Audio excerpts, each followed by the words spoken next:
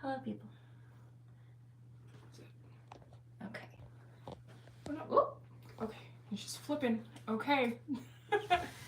Okay. Scoot this back a little bit. I feel like both of them are closer than they normally are. Okay, we're trying to figure out angles, guys, so. Hello! Okay, is this crooked or. Okay, you can see both of us in that, I think. Yeah. Okay. Okay. We're just gonna be. It's fine. It's a good. little angled. Yeah. It's okay. Is that still. It's tilted that way. Keep going. We're letting more viewers know you're live. Okay. Don't tell me what to do, TikTok. Alright. Hi, everybody. Hello. Welcome to our live. We're going to be talking about Jeanette McCurdy's book. Probably going to be talking about Quiet on Set a little bit. Mm-hmm.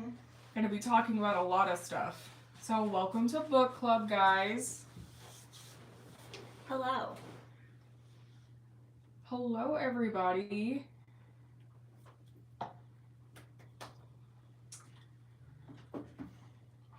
Tons of people. Yes.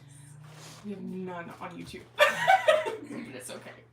I mean, it's our first time there. Nobody knows what we're doing. We don't know what we're doing. Oh, thank you guys for the... Is that Easter eggs instead of hearts? That's so cute.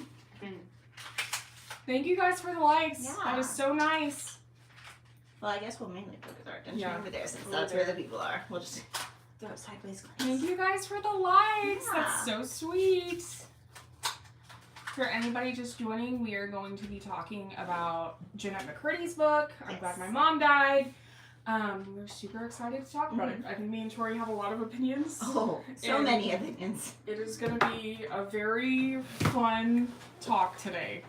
Oh, we do have somebody in here. Hello. We have It's somebody Sophia, in isn't here. it? No, it's not. Hello, Sophia. YouTube. So you guys aren't confused. We're going to be looking. We're also live streaming on TikTok, and TikTok we're live streaming on YouTube. We'll try to give you both plenty of attention because we know people get a little needy. Or at least I do. Angel Dust, of course, that's a very appropriate comment for Angel Dust. You know Husband Hotel, right? I know of it. I have not watched it yet. I want to, though. Yeah. It's supposed to be super cute. But very appropriate comment for Angel Dust. Thank you guys so much for the likes. We appreciate it so much. I like how TikTok made it Easter egg. Easter eggs and stuff. That's really cute. OMG. Yes, we know. I know.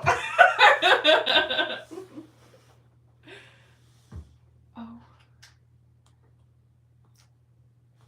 No. Yeah. It's just us. Yeah. We talk enough. We don't need a guest. Thank you, though.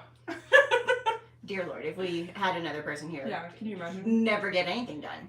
We barely get things done as is. We have talked about who we would have on the show before, though. It's a very short list, but a very exclusive one that you should be proud to be on if you are. Did you see that interview? I don't remember what, I think her name was like Carly or something, and she was interviewing Amy Lou Wood and Nicola Coughlan. And they were both talking about, it's like, I'm pretty sure you might be our child. It's like, I'm obsessed with you. And it's like, why has no one invited us to do unhinged celebrity interviews yet? Yeah, we need to. It'd be great. Hollywood. Yeah. If you're listening. If we drew you here with Jeanette McCurdy, you need us. We will be crazy. It'll be attention worthy. I mean, we'll have a good time. That's all that matters. Yeah. Thank you so much for the likes, guys. All right. Do you need to do your monthly Brittany Broski freakout, or do we need to get into the book first? Will we find a way to her? We'll probably through find the journey. We'll probably find a way to her. Okay. Eventually. Don't need to have. It's been my monthly like Call of Duty freak out. Yeah. I feel like they're both intertwined. It's intertwined at this Somehow point. they're both the same thing. This person is just lacking up the storm. We appreciate it. Good. We love attention. But no, I don't think I have anything Brittany Broski worthy. I mean, I was kind of pushing her for her to like. Everybody on TikTok was trying to push her to get with this guy. Who, Hosier? No, it was A different guy? A different guy.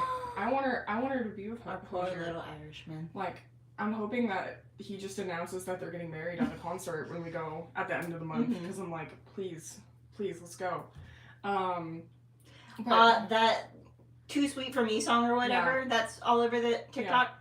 Yeah. I keep seeing under videos with it, Hosier, Brittany Broski. Hosier, Brittany Broski. And I'm just like, is it about Brittany Broski? It needs to happen. But I'm gonna keep my hope up for that to happen. But it was some cowboy dude. Sophia, do you know the cowboy dude that they were pushing for Brittany Broski to get with? Like, he was like some scraggly dude. I mean, he was attractive, but I was like, why? Why is this gentleman? Are we pushing for him to get with Queen Brittany? But who knows? Brittany Broski, if you happen to be on the YouTube for whatever reason, hi, please be friends with us. Yes. I love you. She does. Very much. If you're friends with us, I'll love you too. Very pliable. My fiance does not hear enough about you. I think Robbie is probably the most like well up to date man about Brittany Broski because we will sit and watch her podcast together. And then he's really funny too because he Robbie or the cowboy? No, Robbie. Okay. He can tell when she's high. If you've seen stuff where she's eating like edibles and stuff, she is so freaking funny and just unhinged like way more than usual. That is alarming because she's already pretty unhinged. And it is something else. And Robbie's like, she is going off on 10 million tangents. This is you! And I was like, I don't eat anything. Like, I don't partake in anything. But he's just like, this is you on a daily basis. No, you don't have your caffeine or you have too much caffeine.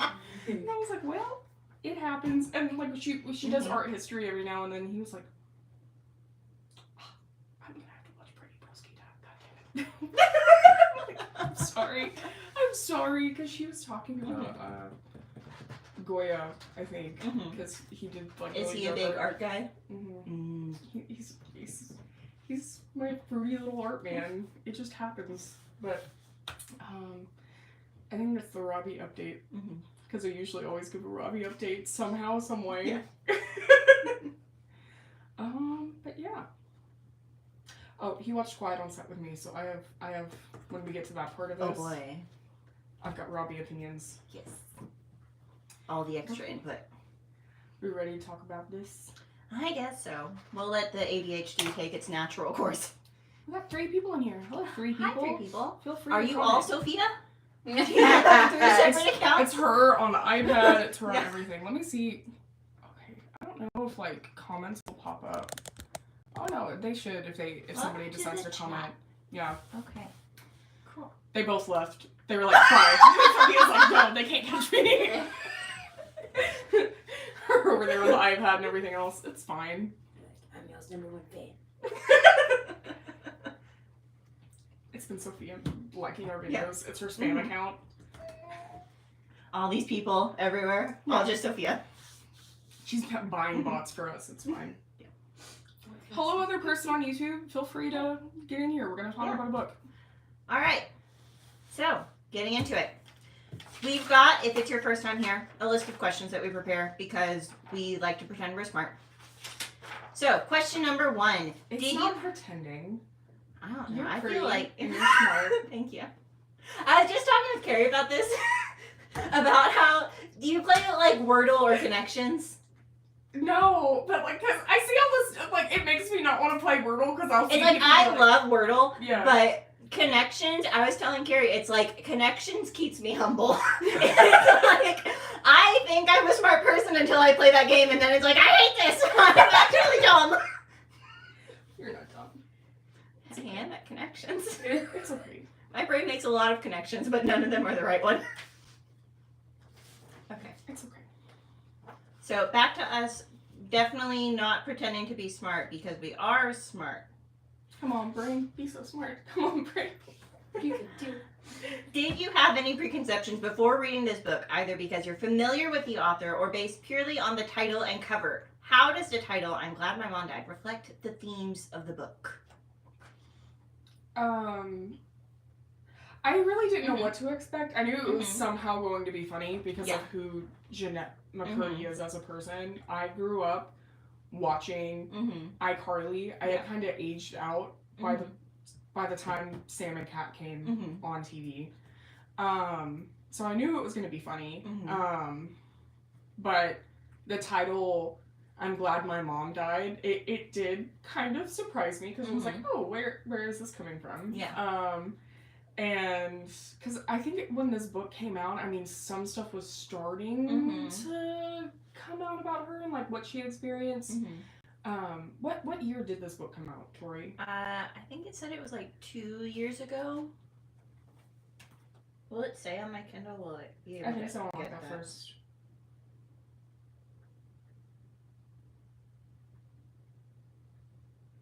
beginning? Back beginning or... No, I'm not seeing it.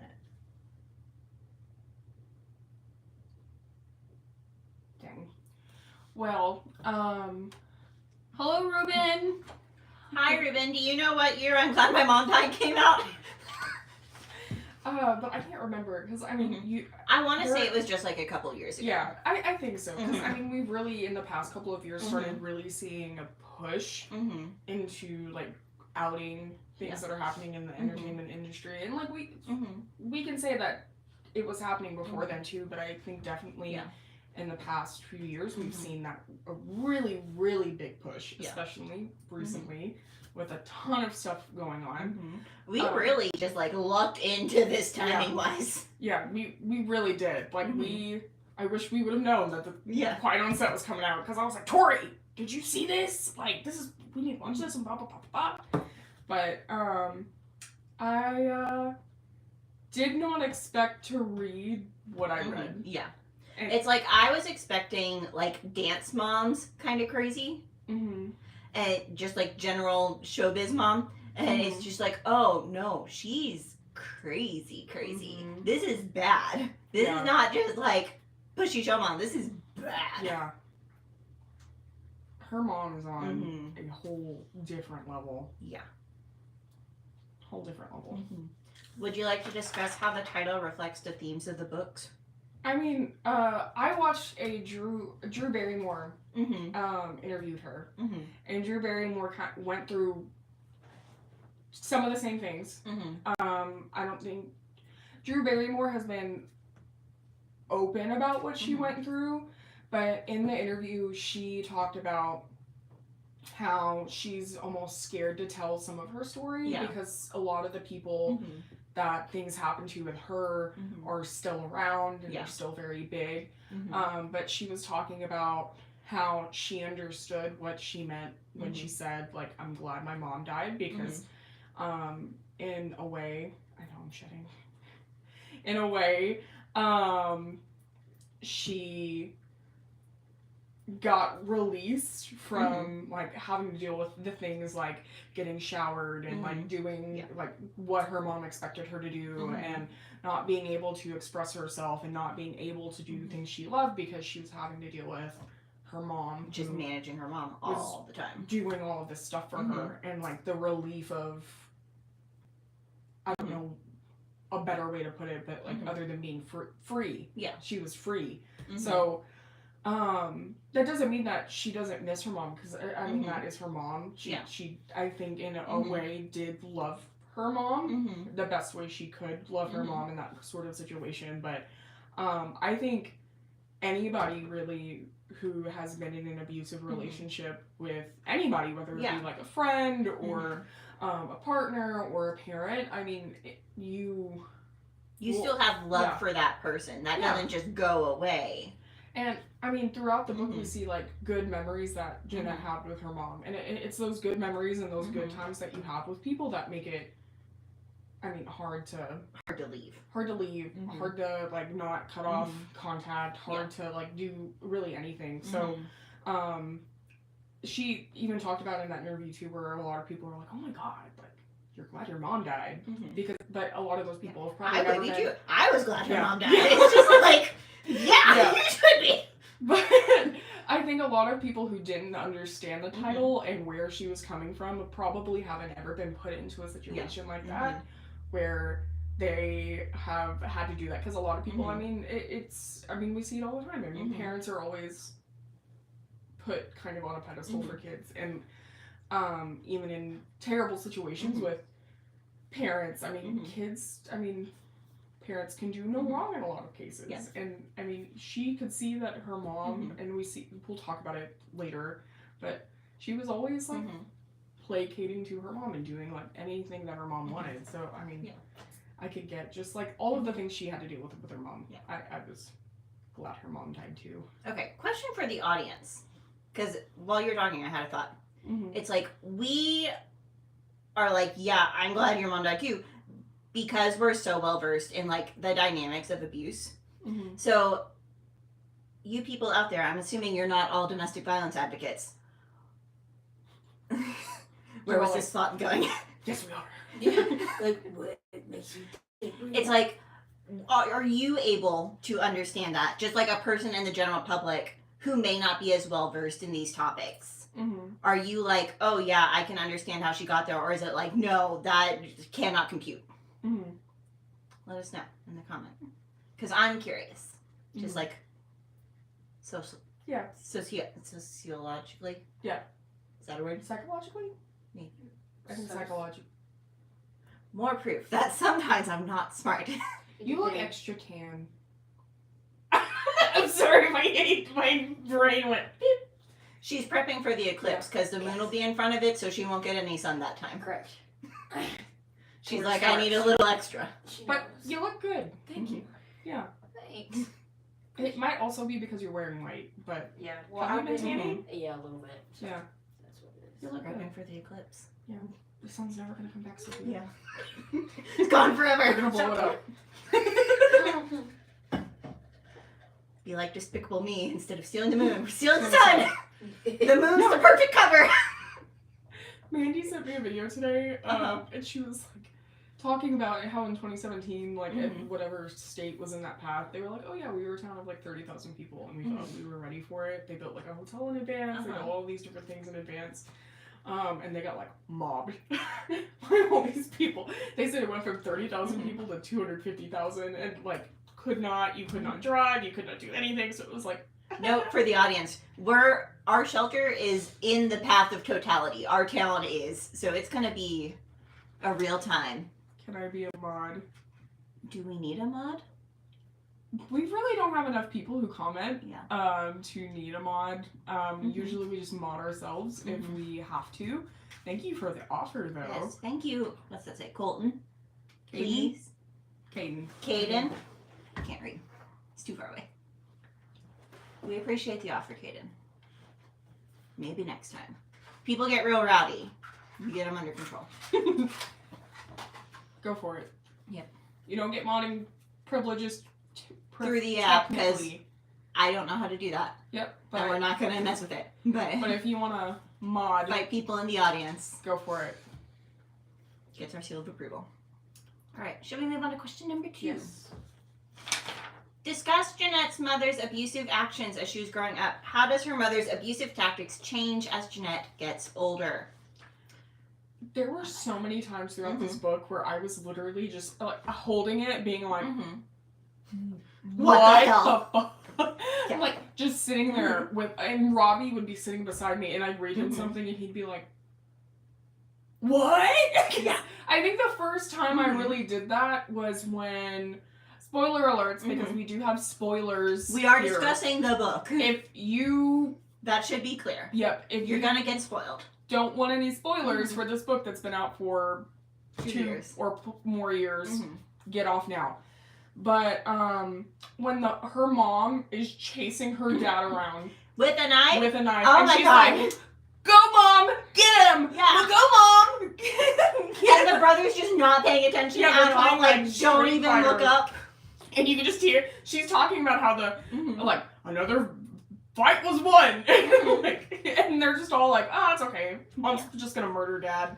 And that was apparently, she goes on to talk about how that was a regular occurrence in their house all the time, but this just one hadn't happened in like months at that point. So it was like, oh, okay. Yeah. But Wild. that and just, Mhm. I don't know. Like, won't let them bathe by themselves. No. Has their room, like, so filled with stuff that they're sleeping on mats in the living room. Mhm. I don't know at what point it stopped, but Jeanette was talking about how when she was 8 years old, her mom was still wiping for her when she went to the bathroom. Mhm. The cancer screenings in the shower. Ugh. Yeah, those were creepy. Mhm. And then as she got older, it started Mhm. being like calorie restriction Mhm. and that sort of thing, which led to so many problems for Jeanette when she started getting up and older, and especially with her career as she started trying to get into bigger roles and get more out there, because I mean her mom was constantly like trying to make sure she was not eating a ton. And then when she did finally get away from her mom when she was doing the country, was it the country music thing that came first? The country music came first, and then she like came back to Hollywood, got her own apartment, and then mom moved in with her. And then No, because it was country music, and then she had that movie, right? And then the movie in Canada. No, that was the TV show in Canada, and that was like after the mom died, because that was after Sam and Cat. I thought. Because she was in the middle of iCarly when the country music thing happened. Yeah, that's right. Because it was during the writer's strike. That is right. Okay, never mind. And then she like gets the apartment, but mom immediately moves in with her until she's so sick that she can't. And then like as Jeanette starts becoming more independent, you see her mom get more like verbally abusive, like outright abusive, as opposed to like the mental stuff that's going on all through her childhood. And like at one point hits her, right? Yeah. So at least once physically assaults her.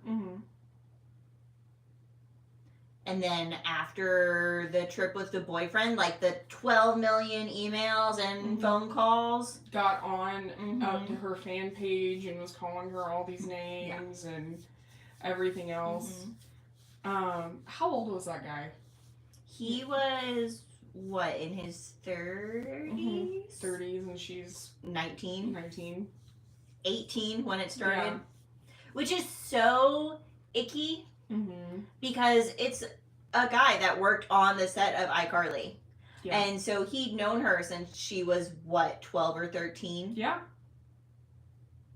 And was like, oh, here we go. I have sex with her now. Yep. It's like, ew. Ew. Go to jail. Straight to jail. Any more on that one? Because there was so much. We're definitely forgetting things. So much that happened. Just always having to like manage her mom because she's just all over the place and insane. The 14 dance classes a week. Yeah. I know. I think we'll get into some thoughts that I have later when we start talking about other stuff. Yeah. Yeah, I think we just move on. Question number 3. Jeanette expresses that she feels as though her life is all about her mother. In what ways is she not allowed agency? How does that change over the course of the book? I mean, we already talked a little bit about how she like can't go to the bathroom by herself, can't do anything by herself, can't take a shower by herself. But her whole acting career was based off of a dream that her mom had, and making that happen for her mom, because her mom would be so happy after she got stuff, and her mom was constantly bullying these casting directors and these like these agents and stuff like that to try to push for more for Jeanette. And she felt obligated to do these things for her mom, because I can't remember how old she was. She was older, but because it was weird that she was still in the booster seat. It was like her being 12 or so, right? Yeah, I think I know which part you're talking about, like 11 or 12. Yeah, because she was like, I'm really tired of doing this. And her mom was like, what? Yeah, start sobbing. And then she's like, immediately like, okay. Yeah. Sorry. So like, that in and of itself. Why aren't you singing, Jeanette? We love this song. Yeah, and just, it's crazy. And like, I can only imagine how horrifying that is when you have a mom who is very neurotic and has literally tried to murder your dad tons of times and like all of this other stuff, and you're just like, oh, okay, I'm not gonna keep you happy. So like, I think her whole career was based off of like making her mom's dreams happen. And then well, she says herself in like the first 2 pages, it's like, my entire life is making sure my mom is happy. Yeah, and then her birthday wishes were even dedicated to trying to save her mom's life, because she felt obligated to do that, because they would, how many times a week was it when they would watch the cancer video? Once a week. Once a week. And they would go through it, and her mom would cry every time, like, going over this cancer diagnosis. And being like, oh, Jeanette didn't love me because she's singing Jingle Bells because she's 2 years old. Just all of this stuff. All of these things that, like, psychologically she felt like she had to take care of her mom, which was so sad. Just the whole thing is sad. All right. Any more on that question? All right. Question 4. Abuse involving relationships that aren't romantic are often overlooked when talking about domestic violence. Are the dynamics of abuse and the path to healing different when dealing with a parent-child relationship like Jeanette and her mom versus a romantic relationship? I think that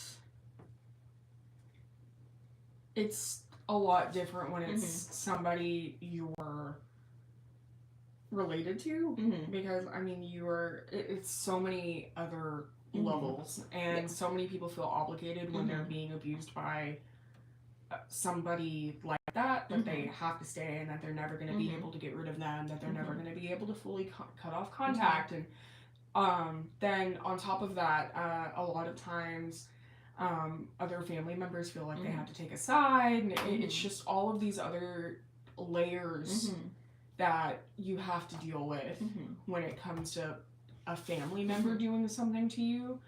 And it's like, especially in Jeanette's situation where her mom was like that her entire life, it's like, she may not have known any different. She may be like, this is just what moms are like. Yeah.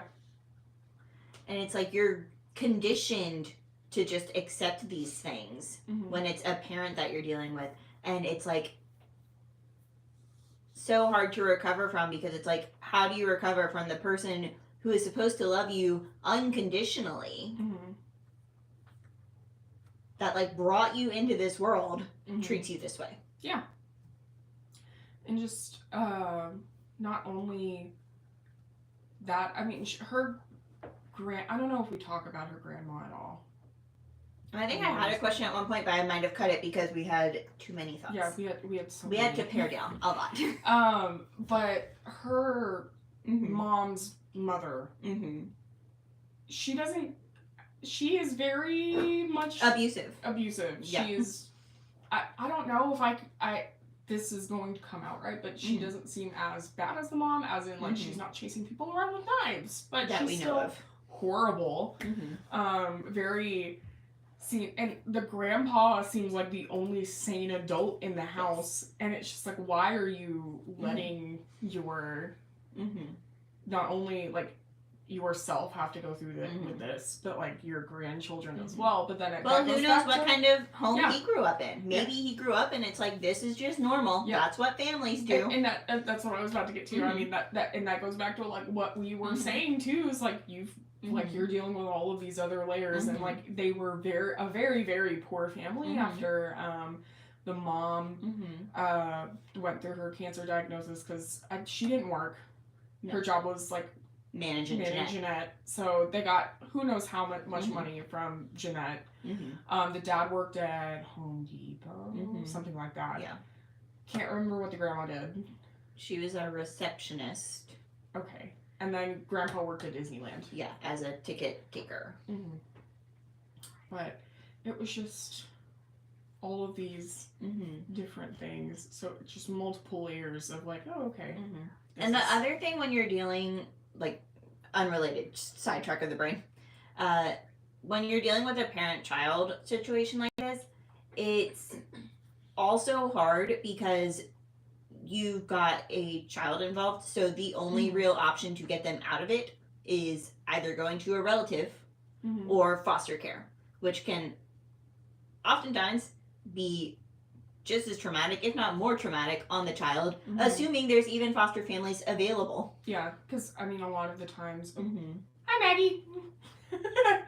A lot of the times, I mean, there is an overabundance of children in the system and not enough homes, and so it's like, where do you put these kids? Because like the amount of kids in the system, and I'll just say this outright, are not the only kids who need help, because a lot of the times, because of how broken it's so the system bad is, that they are forced to take them out, and it's like you see a lot of kids left in things that it's like, oh well, we'll take. They have running water. You have mandated counseling. Go deal with that, and Yep. it's just like you have running water, you have electricity. That's fine.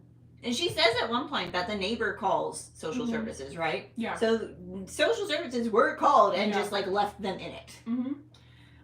Which is insane when you think about their mom was a hoarder, and just the smells in that house and just like everything. Because like her mom would save like broken cups, like her. It would be interesting to see like what was going on in that woman's mind. Because hoarders usually like go through something traumatic that like makes them go through something like that. Well, the brothers said it was the cancer, right? Was it after the cancer? Yeah, they said that it started when she got diagnosed. Okay. I'm backtracking. But even with that though, like a lot of hoarders don't save cups and stuff. Yeah. And like that, her hoarding is a weird hoarding. Because, I mean, I could see the newspapers and stuff like that, but, like, I broke this mug. Here we go. Told you, she's crazy. Alright, any more thoughts on that one?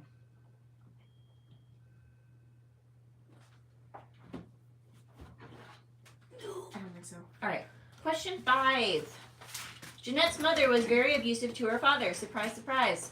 What abusive behavior do we see throughout the book in their relationship? In what ways do we see the impact on Jeanette of growing up in an abusive home? Well, we already talked about the attempted stabbings. She calls him awful names all the time. She is constantly screaming at him. Jeanette talks about at one point how her dad sleeps in the farthest, most back room of the house, and the mom like refuses to sleep back there with him because she's like, why would I sleep with someone so disgusting? So the mom sleeps out on the mats with the children. What else? There's so much.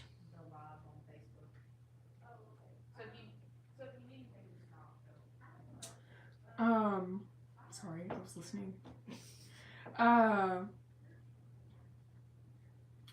mean, as we talked about earlier with what ways that impacted Jeanette, I mean, she was literally cheering her mom on. It makes her dad the bad guy, and when her dad does certain things, it always comes up that the mom had to push him to do something with Jeanette, and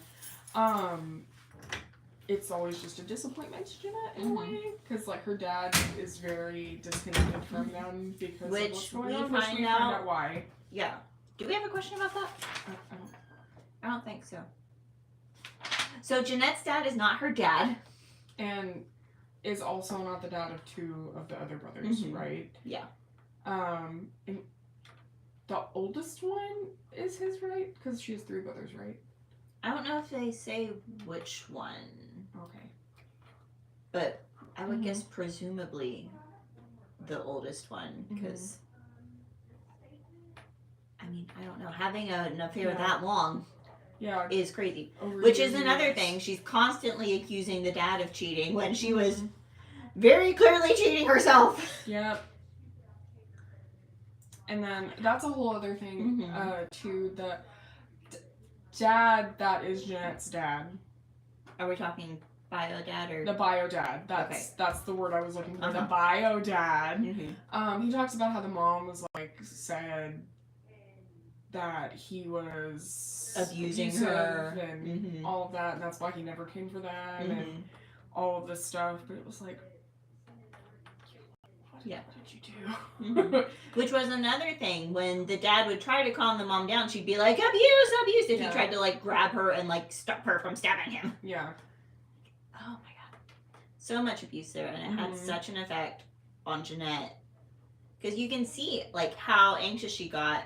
Like, she'd see the change in her mom and be like, oh, let me try to calm mom down. Oh, my God. Yeah. Very sad. Next question. Question 6. How did Jeanette's mother's battle with cancer affect Jeanette and her perception of her mother's actions? Oh, I feel like we've talked about a lot. Yeah. But I mean, she really just forgives her a lot because she is like, she's got cancer. It's like, she's sick. It's like, I love my mom. I don't know how long she's going to be here. Like, everything, she's just like, I need to make my mom happy because that'll keep her alive.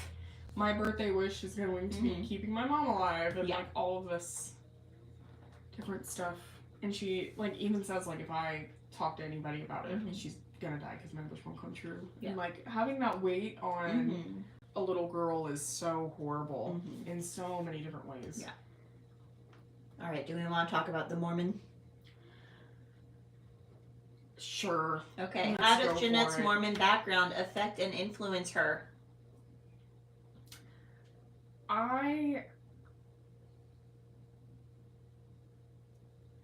The Mormon Church, in a lot of ways, they are very much a patriarchal structure. Very So, conservative. very conservative. And I don't understand how they were Mormon without the mom. Because she ran the household the entire time. And it was interesting to see Jeanette kind of battle with things people would say about them at church. It's like she was raised in this environment and she loved going to church because it was time out of her house. So she really connected with that environment there and really, like, wanted to be there and wanted to be in it and wanted to be more involved in the church just to get her out of the house. And the mom was not that interested once she was not dying anymore.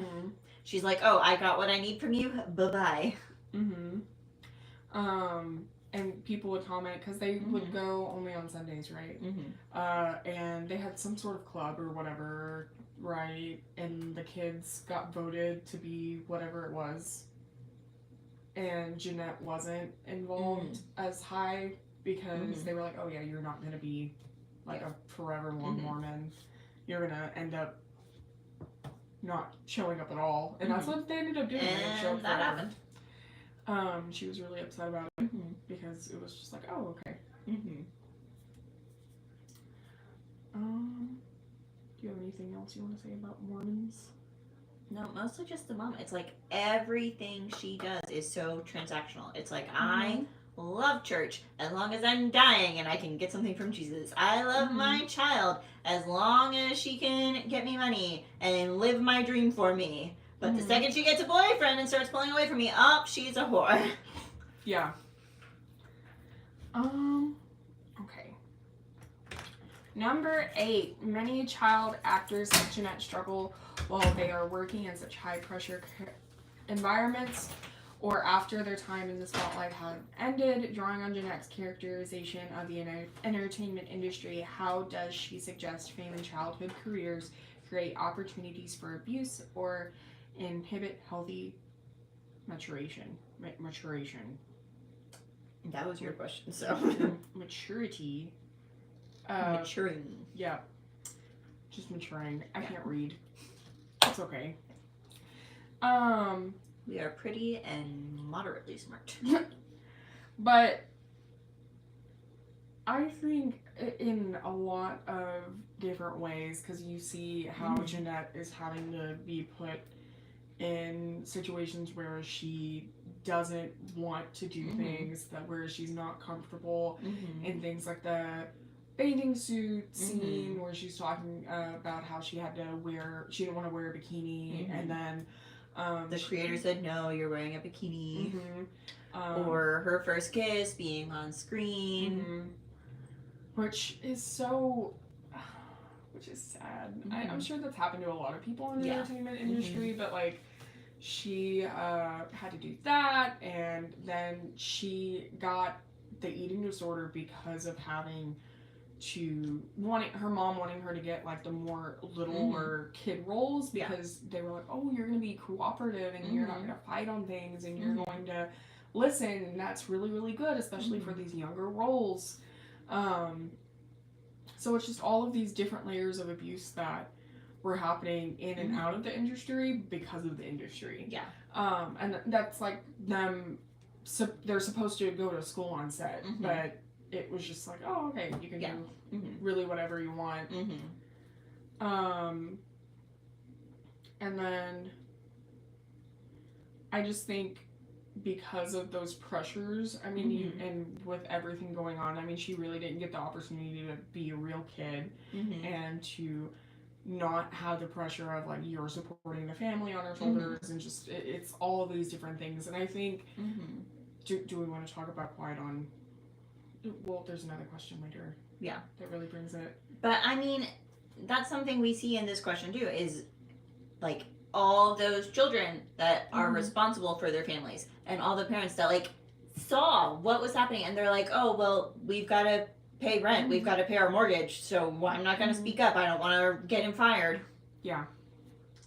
Just all of these different things that were going on there. It's really needs to be something that gets reformed, and I think her speaking out, and hopefully with more people speaking out with things like Quiet on Set, which we're going to talk about a little bit later, we'll start seeing that reformation happening in the industry, because it's something that really does need to get pushed. So kids aren't put into something like this, because I think if somebody really would have sat her down and explained, like, this is going to be your life and this is what's going to happen, don't worry about what mom says and blah blah blah blah blah, like, it might have not happened. Well, I don't know. Even with how crazy her mom is, I really doubt it, but maybe. I don't know. She was all about her mom, because she talks about in her first audition to like get representation, goatee guy producer was like, I'm not sure she wants to do this. It doesn't seem like she's enjoying this. And the mom's like, no, she loves this. This is her dream. This is her dream. And Jeanette's like, this isn't my dream, but my dream, my entire purpose is making mom happy. So I guess it is my dream. Yeah. I don't know. No. I think with her mom in the picture, I think things would have ended up exactly the same. What I am curious about, though, is if the mom were still alive and Quiet on Set were happening today, would the mom be on there boo-hooing like the other mom on there, whose daughter was not involved, which, like, I thought, oh, that means the daughter's dead and was, like, waiting for Nickelodeon to have killed this child. But it's like, no, she's alive and well. She just doesn't want to participate. But the mom's on there crying about it. Yeah.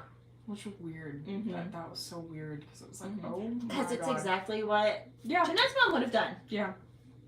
Exactly the same thing.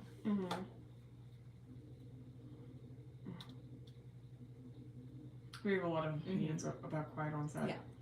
But another thing I was thinking about with this question is, I'm a K-pop fan, and like something like the way the K-pop system is built is that all these entertainment industries recruit all these literal children, and they go move in to these studios.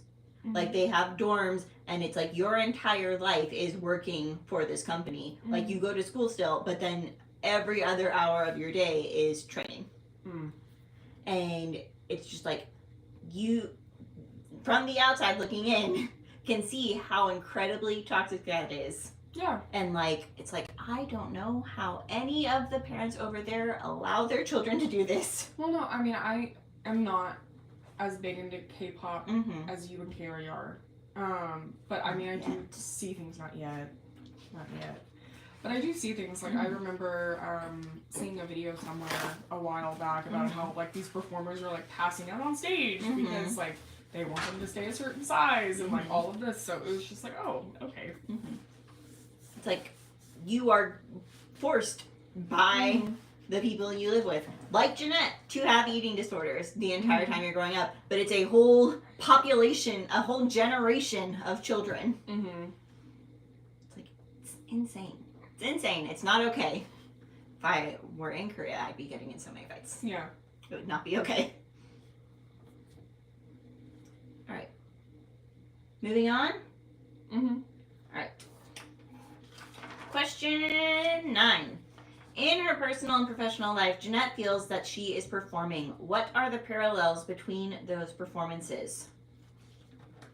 I mean, she's putting on a happy face wherever she goes. She even does it with her therapist. Yeah. At different times because she doesn't want it to seem as bad as it is. And then even with her mom, she, like, explains off, with that first therapist, at least, explains off what her mom does because her mom cared so much and... Wake up, Zoe. Sorry. Got stuff to do. with what her mom's doing to her. And then when the therapist is like, dude, your mom's abusive, she's like, I'm not going to therapy anymore. I'm actually done with therapy. Yeah, has like a total breakdown. It's like, actually, I don't want to do this. Actually, I do love bulimia. Yeah. This is great. I'm fine. How many, so wait, with that, how many, she had anorexia, she had binge eating, and she had bulimia, right? Yes. Like, she was anorexic, and then she became bulimic. Then she tried to be anorexic again, but she couldn't stop being bulimic. And that continued for a long time. Yeah. Yep, she was dealing with a lot. Yeah. So much. But, she just dealt with so many different things with so many different people and always felt like she had to just come off as happy. And even with her fans, she talked about how much she just hated everybody, which I can get it. It wasn't like, where's your butter sock? I get so tired of that too. It's like, good one. Yeah.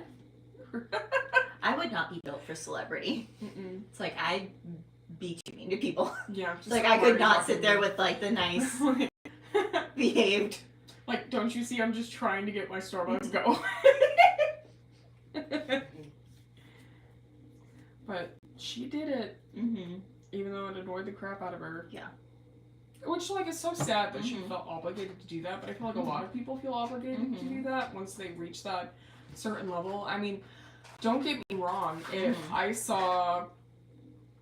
I'm trying to think. I don't know. I'd probably... Brittany Broski. If I saw Brittany Broski, I'd probably run up to Brittany Broski and ask her a picture.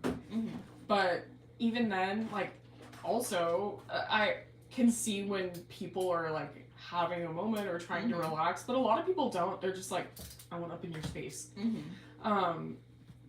Especially, I mean, she was a kids show star, so, and that's even creepier because I'm sure she had, like, weirdos that came up to her too.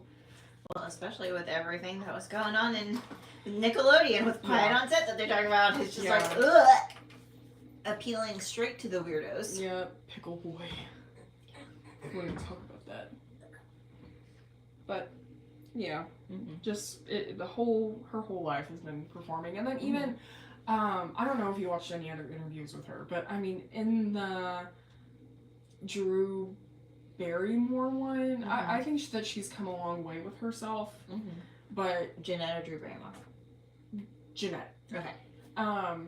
But it almost seemed like she was like feeling like she had. Daddy, chill. What does that say? Chill. Daddy, chill. Don't tell me what to do. Are we dating Daddy? Is someone else acting up? I wasn't paying attention to the chat. Good job moderating, I guess. But where was I before Daddy chilled? Daddy chilled too hard. Celebrity culture. She feels like she's acting. Oh, I was talking about the Drew Barrymore yes. interview. Okay. I almost felt like she was kind of feeling like she had to laugh stuff off Mm-hmm. during the interview because Drew Barrymore, it was a weird interview. It was. I watched that one. Was Mm-hmm. like, tell me how you tell me how to deal with this. Blah blah blah blah blah. And it was like, which Drew Barrymore's interviews in general, yeah, I'm like, she gets very up in people's personal space, and Yeah. I'd be like, I need you to be over here. But she was just like, let me treat this as a therapy session on live TV, and like Jeanette McCurdy was like, ah. Yeah. So I get it, and I'm sure a lot of actors do that though, because they feel like they have to. But I mean, even on here, I think there are times where if somebody is being Kaden, behave yourself.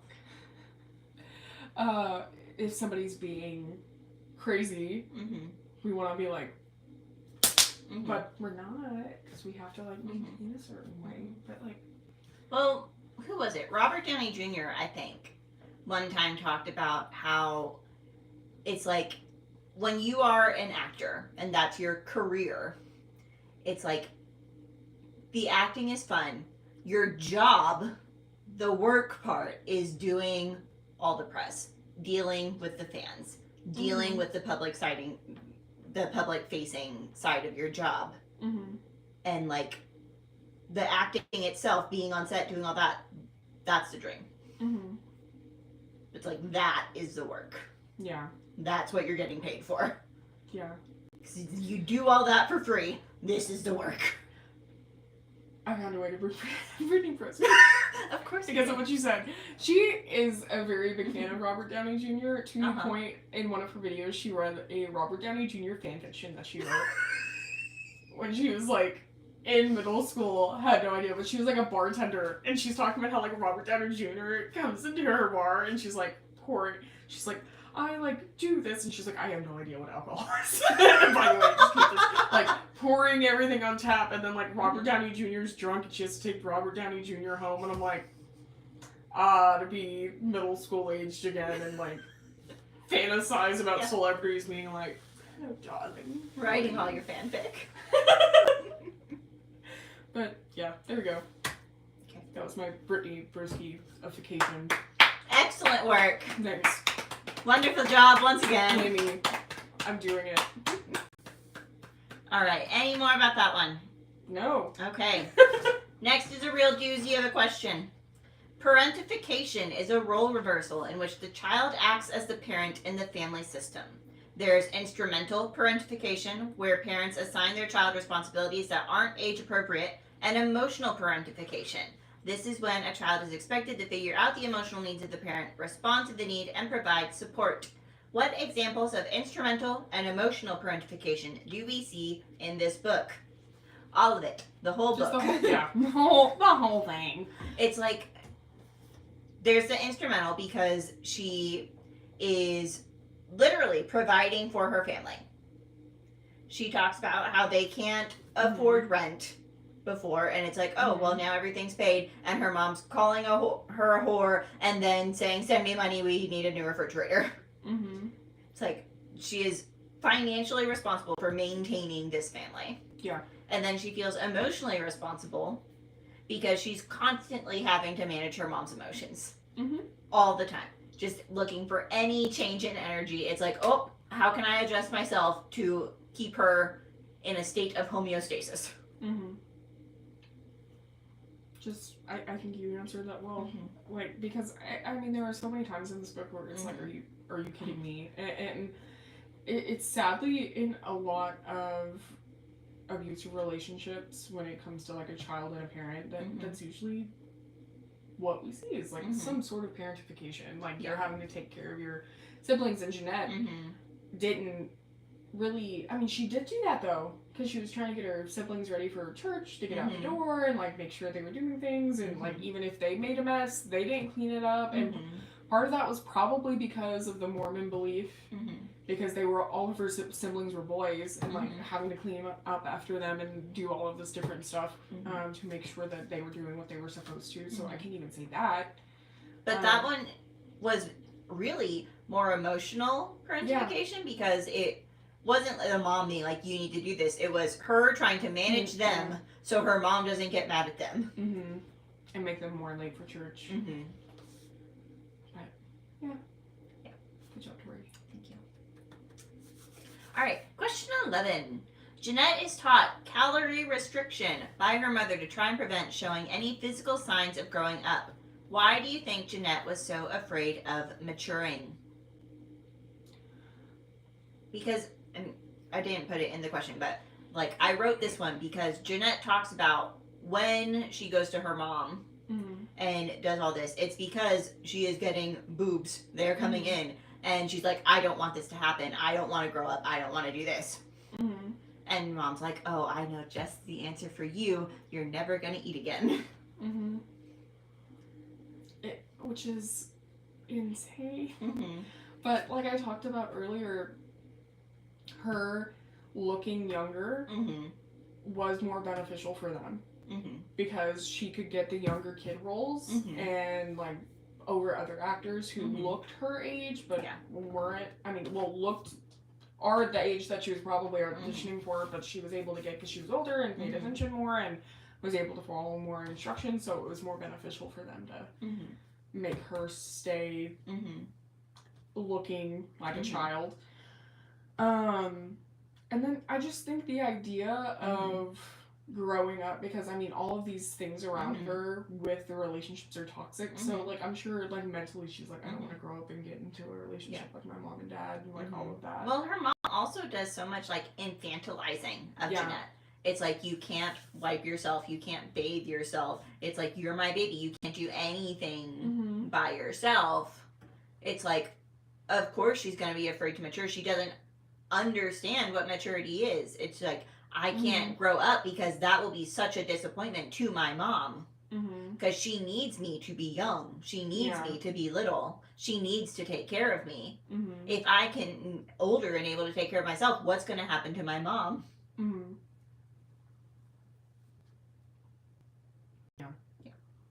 Jeanette's mom was just all around, if you haven't caught that now, bad person. Yeah, not fans here. There are a few people that tried to help Jeanette when they noticed red flags. Discuss how they tried to intervene. Were they successful or unsuccessful? Why do you think that was?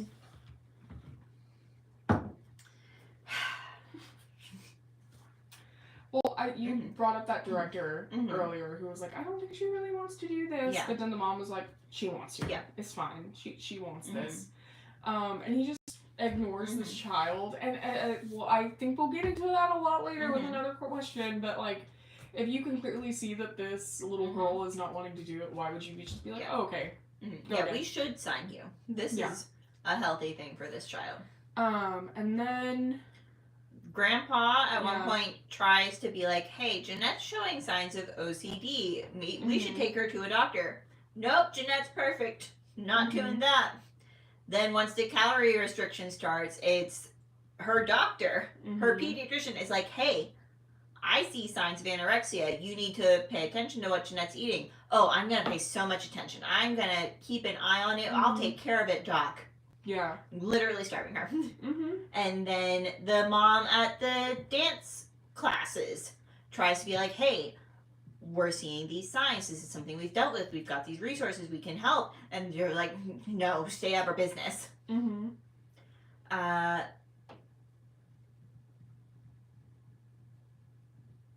Let's see. Are there any more growing up? Once she gets the boyfriend tries to, like, tell her to set some boundaries with her mom, but that is not successful. Yeah. And the other boyfriend is after the mom dies. Yeah, but he... I mean, he tried to get her not to rely on her eating disorder so much, but he wasn't the healthiest person either, at all.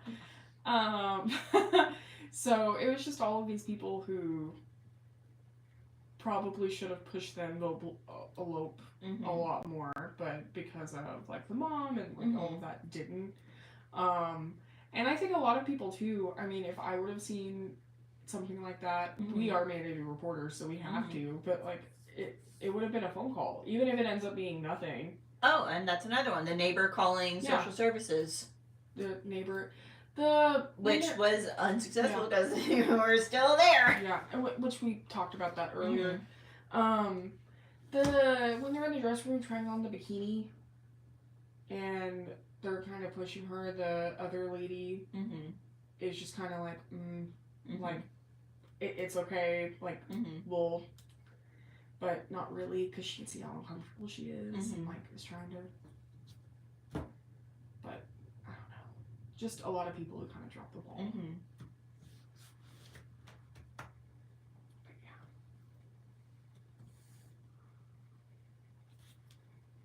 Question 13. In what ways does Jeanette attempt to cope with the abuse that is happening throughout her life?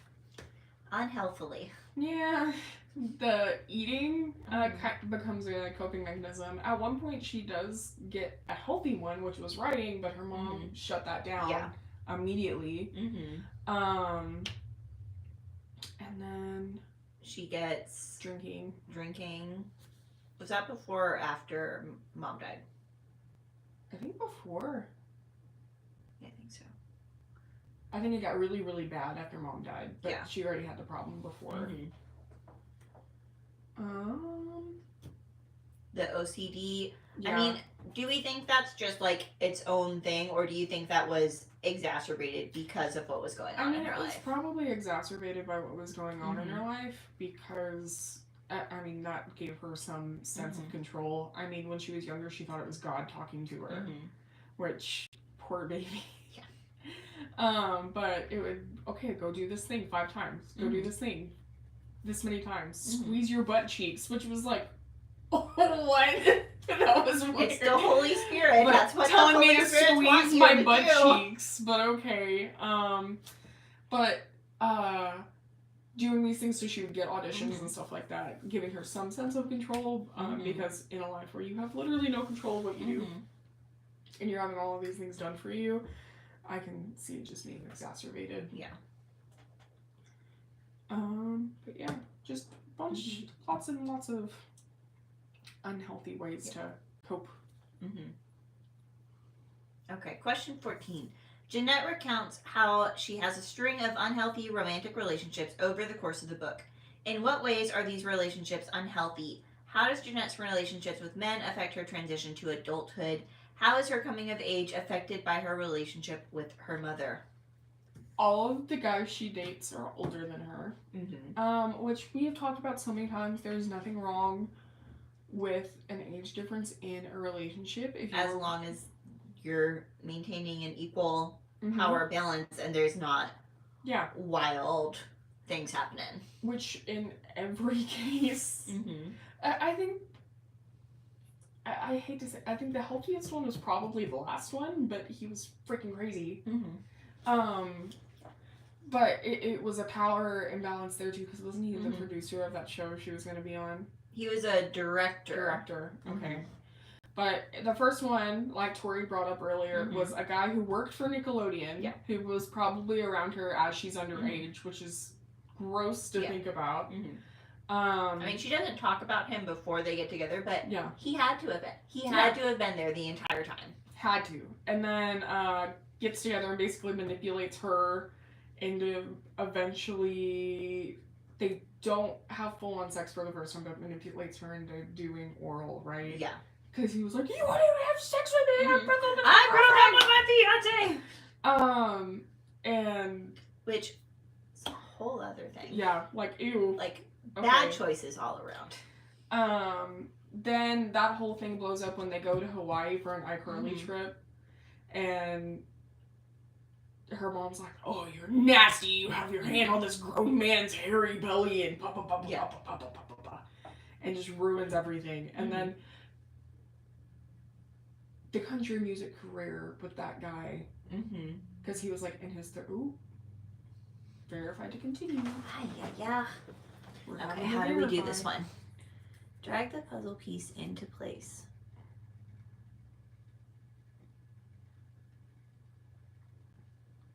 Verification complete. We did it! Sweet. We're real. Congrats. But it was that older band guy. That was her first real kiss. And it was with this 30-something-year-old man. Yeah. Because that one was before. That was before the guy. Yeah. So she would have literally been a teenager. Mm-hmm.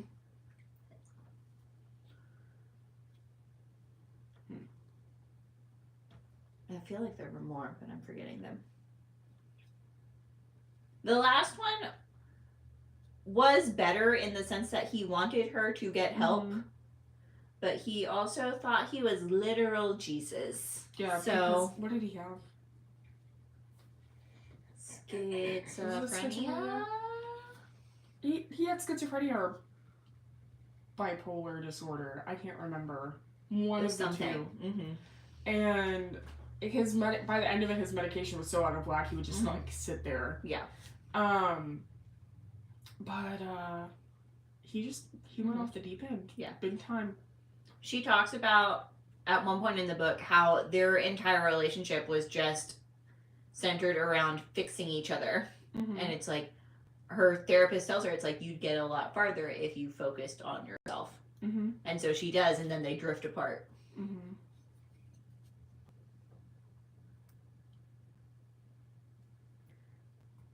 All right, the second half of that question came from your question that you put in. So, do you have any strong thoughts about how her coming of age was affected by her relationship with her mother? I mean, she had to hide a lot of herself in her teenage years. She would like be on instant messenger with Miranda Cosgrove and talking to her and feeling like she had to hide things from her mom. So like all of these things of being a regular person, she's having to hide and like feel ashamed of and like what. Well, because her mom doesn't want her to grow up. And so, I mean, her whole coming of age is like in secret of having that first kiss and doing these things. Because, like, while I don't know if, well, I don't think her mom would have wanted her in any kind of relationship. And if she would have known, like, oh, you're kissing these older men. I mean, we saw what happened with the one boyfriend who is, like we said, super uncomfy. Probably was on set with her when she was really young and all of that. Like, what the crap happened with that, where the mom, like, it's just, maybe mom was so obsessed with herself where she didn't see stuff like that, but I don't think she would have been able to do any of that if mom was there, because mom was like, you can't grow up and do these things. So it's just, all of this is done in secret and ended up blowing up in her face because of mom being psycho. Well, the relationship, like her first real relationship, not Guitar Guy, because Guitar Guy, she was by tour on herself. And then the first real relationship, it's like, that was the scene where her mom hits her. Yeah. Because she tries to go off with the guy. And mom's like, I know you're lying, I know you're a whore, I'm gonna smell it on you, I know, blah, blah, blah, blah, blah, blah, blah, because she's crazy. And it's like, so mom knew. By that point, yeah. But didn't know, because they dated for, what'd she say, like a year before they went to Hawaii? And then that's when the pictures came out, and it's like, you're with this old man, blah, blah, blah, blah. Crazy. Yeah, my thought did make sense there. Lack of caffeine. You really need to start caffeinating before we do this. I know. Alright, next question. Compare and contrast Jeanette's first and second therapist. Why was one more successful with Jeanette than the other? We talked a little bit about each of them. Did the second one come after mom died? Yes. Okay. Well, they were both after mom died. Yeah. But it was a lot longer after. And I think they were a lot more patient with Jeanette and her mom's situation, and didn't just come out and say, like, Jeanette, your mom's abusive. Yeah. Because it just made Jeanette completely break off. And I don't know, did you like her first therapist? No. I didn't like her first therapist either. Because she just seemed like, oh, Starlet, I get to go with you to events and like, stuff like that. It's very Who thinks that's unprofessional. okay? No, and it was just like, that just lack of boundaries and being able to follow a code of ethics, because I think any ethics board would have looked at that and been like, Yeah. And Jeanette, living with her mom, like, wasn't even aware, like, hey, none of this is really okay. Yeah. Like, you should not be doing this in therapy. Mm-hmm. Who does the first therapist get starstruck by? Adam Sandler? I think it was The Rock. Or was The Rock on stage and then she gets distracted by someone else? The Rock was on stage with her. Uh-huh. And then that's when she, like, has a panic attack and Yes. starts eating all the burgers. Uh-huh. And she's looking for the therapist. And because she does talk about Adam Sandler in there, I would Yes. probably get starstruck by Adam Sandler, too. Okay. And That's even probably who it was then. even she says, like, it's Adam Sandler. Yeah. That makes sense. But that's not your job. Yeah. You're supposed to be there for Jeanette to make sure she's eating and doing these things. Mm-hmm. And instead, it ends up her having this whole huge panic attack in the back of this car. And I think that's when she says, oh, Jeanette, your mom's abusive. And then she just loses it. That wasn't No, the that time- was... No, was that later? That was later. Because it was after the first day that Jeanette went a full 24 hours without binging. Okay. Then she's like, I'm so excited. And the therapist was like, perfect. Now we can start talking about why you're binging now that we've got it under control. Yeah. Under control of 24 hours. And then she's like, tell me about your childhood. Oh, that's abuse. Okay, I'm done with therapy now. Yeah. Bye. It's just not a very good choice. Then she got distracted by her boyfriend thinking he's Jesus. Then she went to the other one after she lost the tooth. Yeah. Yeah. So she went on her own that time. Which is a huge difference too, because you're not feeling like you have to do it for somebody else. Because I mean, that's probably the majority of the reason why she pushed herself so much to do it the first time. And then, but the fact that he was just like, okay, you tried, and just didn't do it. It's like, you don't need therapy anymore. You've got Jesus. Me. Do you feel the Holy Spirit now, Mr. Krabs?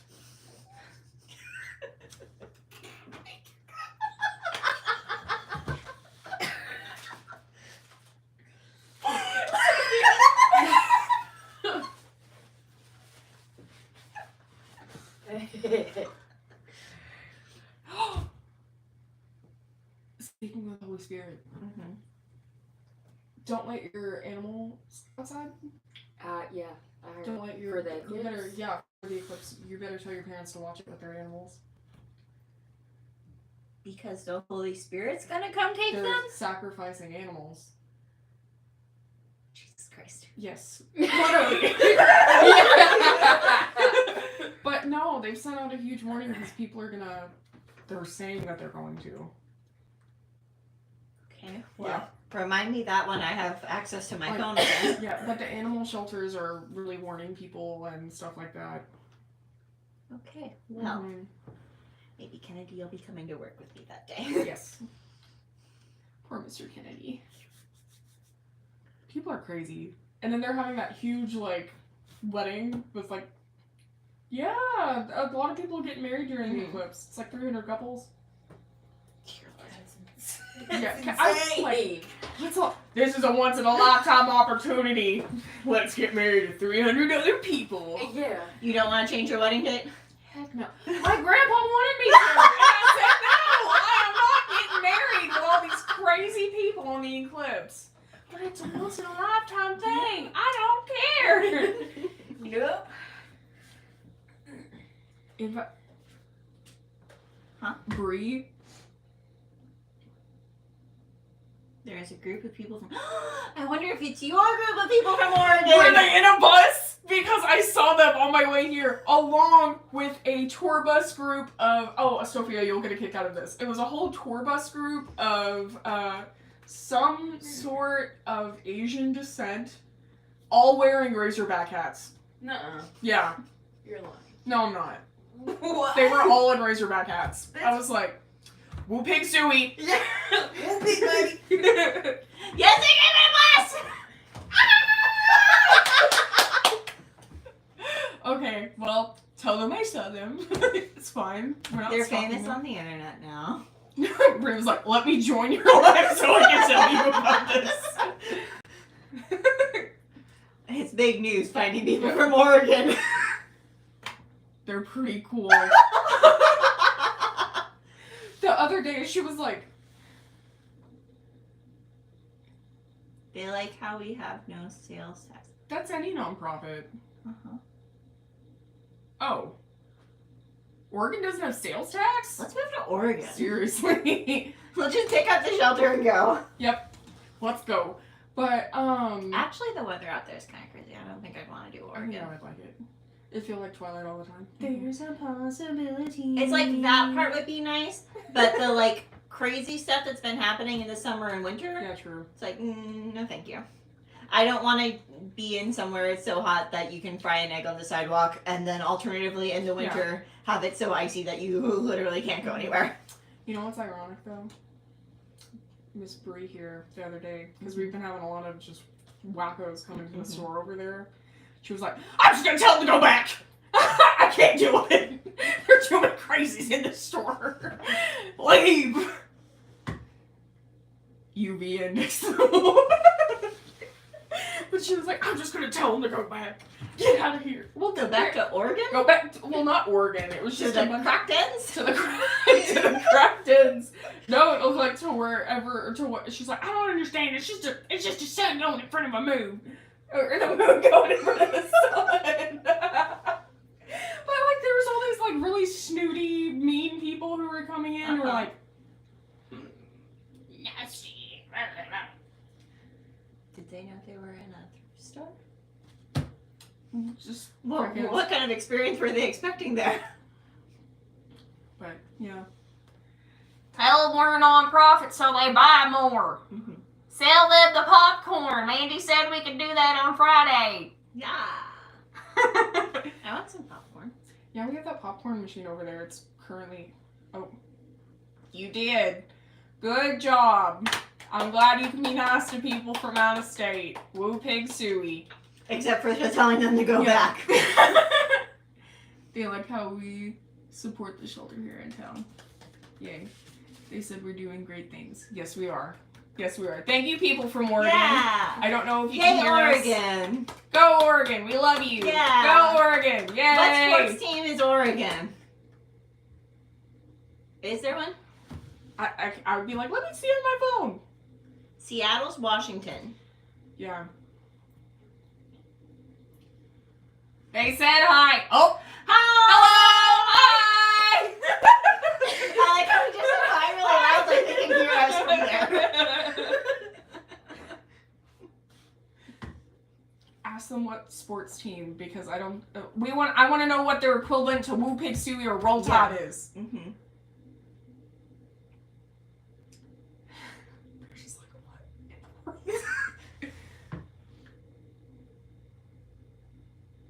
Oh. I told them when they got to where they're going to join the live. They already left. Now we'll never know what we'll never Oregon know. is. Dang. Sophia, look up what Oregon is. What sports team Oregon is, so I can yell. Wait, what? What sports teams are from Oregon? Are there any? Like professional teams? I don't know. The Oregon Ducks. It's college. I'm assuming Roll Tide. Why is that blocked? TikTok's not an Alabama fan. Down with TikTok! This is why the conservatives want to take it down! They ain't Roll Tide fans! No! TikTok's banned. Oregon State It's a famous team. Yeah, but what do they say? Oh, they have 3 major league sports teams: the Portland Trail Blazers, which is basketball; Portland Timbers soccer; and Portland Thorns, which is women's soccer. Ah. Go Thorns, Timbers, and what was the Trailblazers. Trailblazers! We too were Trailblazers. Yes. Go sports. What were we talking about? I have no idea. That made me think of the girl who's got that glasses upside down. She's got the broccoli and she's like, go sports! Go sports!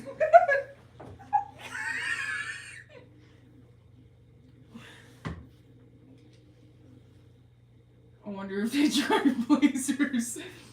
Good jokes, Bree. Good jokes. Maybe we should let her join the live. Get an inside. I don't know. Oregon's not there anymore. Yeah. What are we even Going getting? live from the thrift store. Brianna McCoy.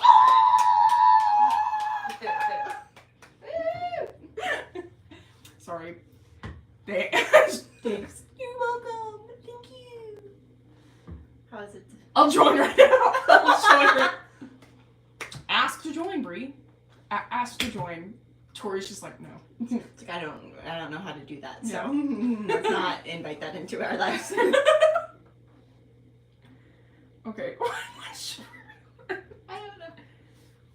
So, The book concludes with Jeanette's realization that she will not come back to her mother's grave. Why does the story end here? What does this represent to Jeanette?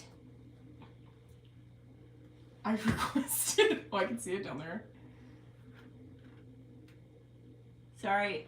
Yeah, back to it. I'll keep watching. Okay. Sorry, Brie. Keep watching.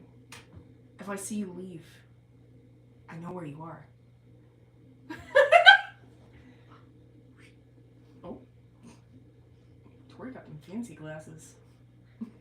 Just being weird. I think that was that part of herself. Mhm. In my eyes, like, that part of herself died, so she was gonna move on with her life. And, like, she has in a lot of ways. I mean, she Mhm. seems a lot better. I think being able to grow enough to where she releases a book like this is a lot. Mm-hmm.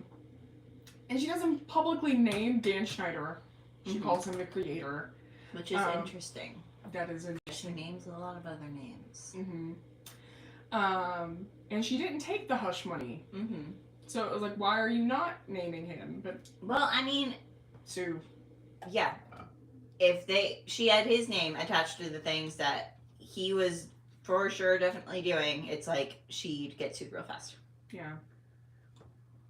Which, I mean, anyone with half a mind is able to figure out it was him. So I'm not sure how she's not getting sued already. Yeah. But I didn't look into that to see if she was getting sued or not. I mean, all the heat he's got, it's like, I don't think he'd be dumb enough to take it to court. Yeah. But her publishers were probably like, let's avoid this. Yeah. Let's tiptoe around it. Not tiptoeing around anything else, but just this one. Let's avoid this singular lawsuit. Yeah. But Any more thoughts on that? No. Okay. Next.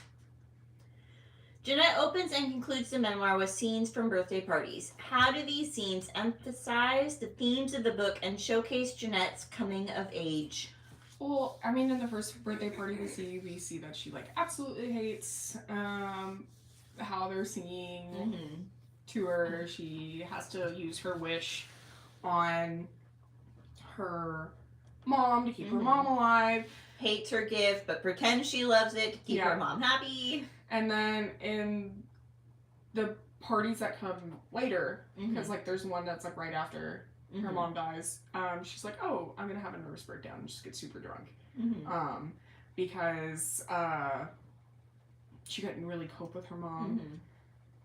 being dead, and the fact that this would be the first year that her wish Mm-hmm. wasn't to keep her mom alive. Mm-hmm. And then just the party that comes later. No? Which party? My thought process. I was thinking and it zoomed out of my brain. It crawled out. Mm-hmm. Well, we just talked about how the memoir concludes at the Yeah. gravesite. So was Yeah. that her birthday or her mom's birthday? It was her mom's birthday. Okay. Yeah, it was her mom's birthday. Mm-hmm. So she went for her mom's birthday Mm-hmm. to say bye. And then she's never coming back, Yeah. which is closure for Jeanette. Yeah, for sure. So Mhm. thank you for finishing my thought. Showcasing the themes of the book of she went through a lot and then she is growing past it. Yep. Yeah, smart. Doing things. All right, question 18. How does Jeanette's often sarcastic tone and wry diction relate to the complex and difficult themes she explores? Why use comedic strategies to portray emotionally fraught events and ideas? This was a Zoe question. I'm sure she's prepared a whole TED Talk. So a lot of people cope with comedy. I know that I am. I know that real Chandler Bing syndrome over here. We'll just I will make fun of myself. Like I will, if you see me crying about something, it's bad because I'll mostly joke about it before it gets to that point. Like an example of that a lot of people are just like horrified of anytime I bring it up. My senior year, I lost my house in a really horrible storm. A tree fell on top of it while I was inside. Oh my god. And split the house in half. And it was crazy. And it was in the middle of this like freak storm, wasn't even supposed to happen that day. And it was right after I took senior pictures, so it was just like a horrible day for it to happen. And then when we're driving back to the house after everything settles, because it like all of this literally happened in the span of like 15 minutes, and the sky cleared up and everything, and it was just pretty and blue again. No more rain, no more thunder, no more lightning. It was just pretty and blue again, and I was like, "No, Mom, well, we got the treehouse you always wanted."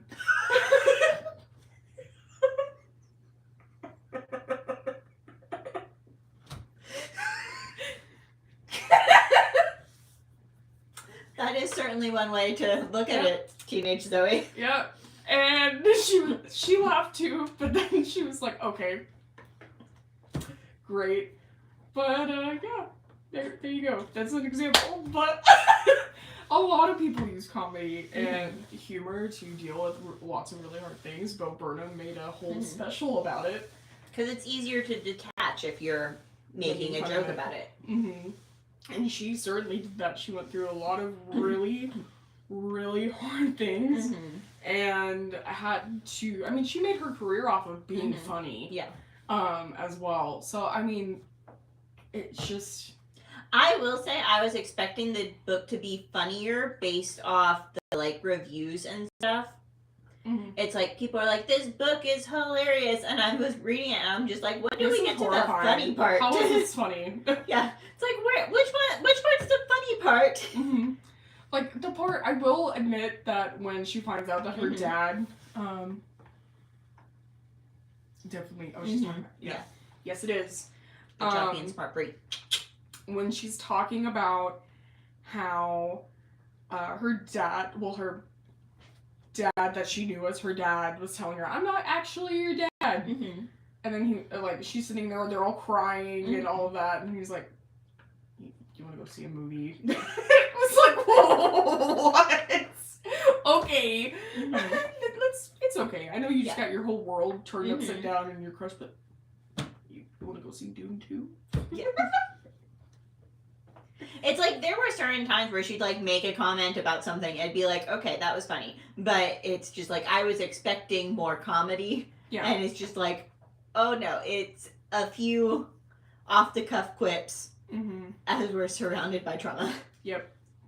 But definitely thought it would be funnier. I agree, because it is Jeanette McCurdy, but what can you do? I think it might have been funnier if we didn't do this line of work, maybe. Because, I mean, I know both of us were like horrified the entire time we were reading it, because it was like, oh my god. But I can't, like, fault her for wanting to try to mask some of the things in humor, because that's literally our entire page. Yes. It's our entire brand here. It's unhinged to make it a little easier to watch, to make it more digestible, to make it more engaging. It's like, we will be insane and you'll learn something by accident. Hopefully not by accident.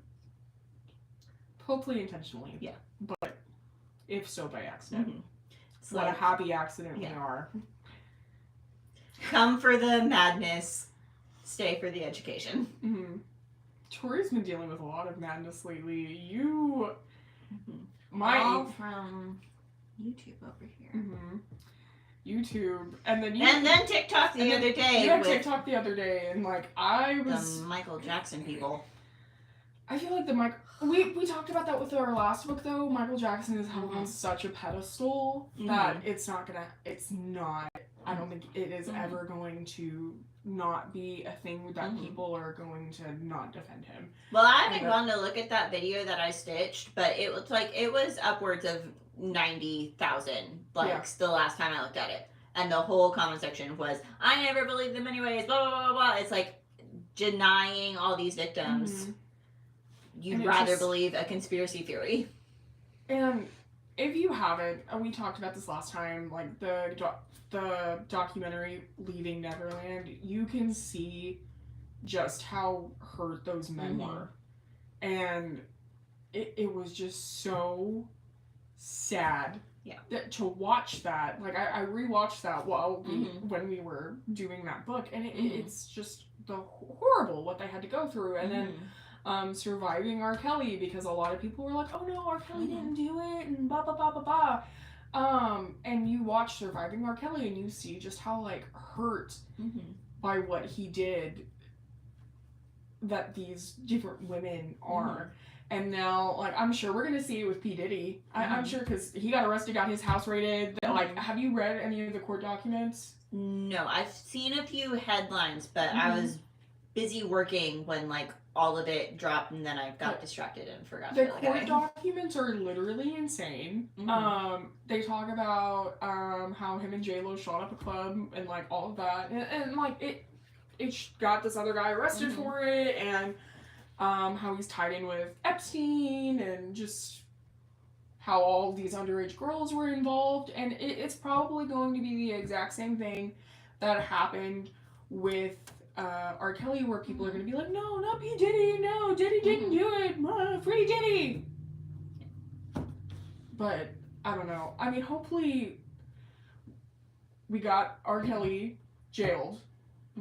Hopefully. I mean, I'd like to believe our society has evolved, but dealing with the Michael Jackson crazies, I don't think they're quite there yet. Yeah, but P. Diddy isn't, I mean, he isn't as up there as Michael Jackson, I would say. I mean, a lot of people know who P. Diddy is, but I think he's R. Kelly level.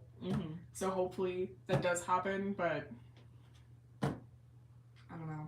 I mean, in the courts, I'm sure something will happen in the courts. But in terms of public perception, we'll have to see. Yeah.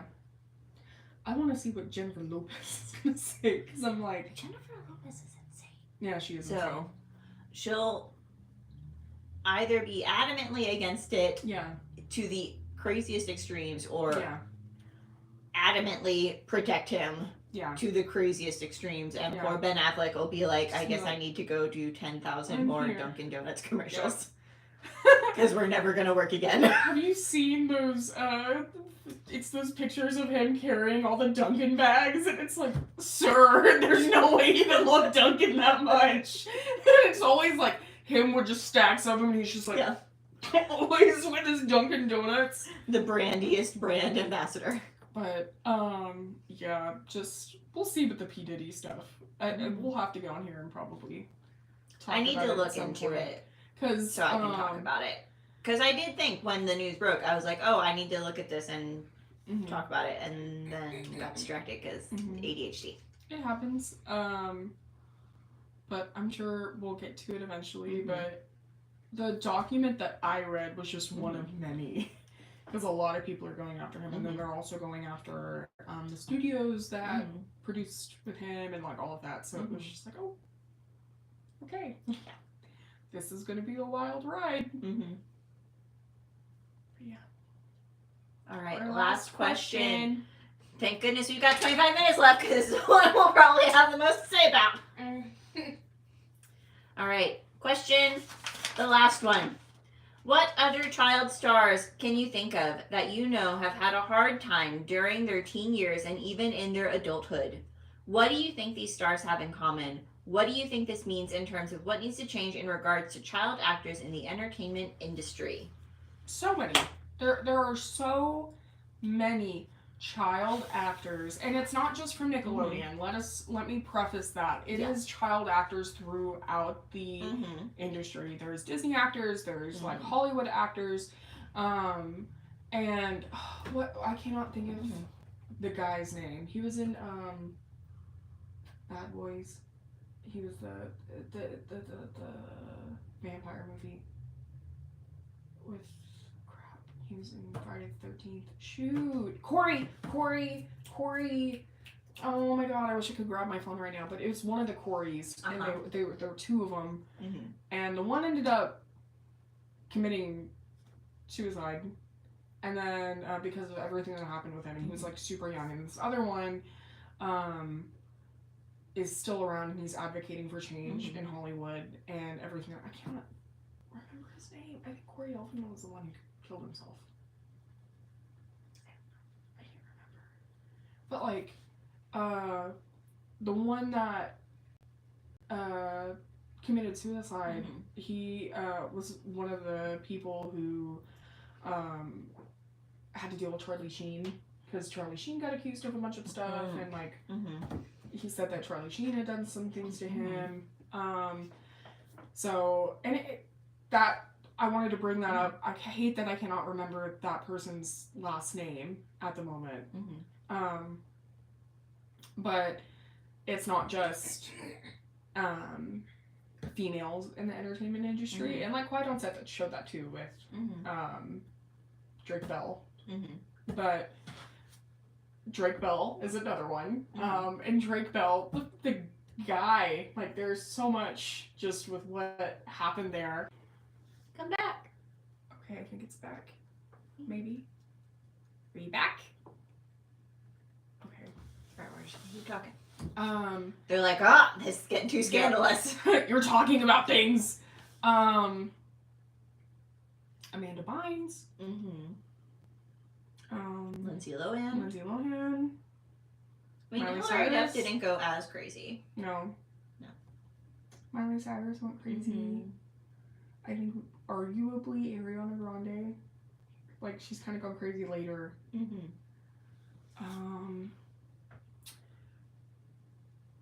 Britney Spears' little sister Jamie. Britney Spears. But a lot of them.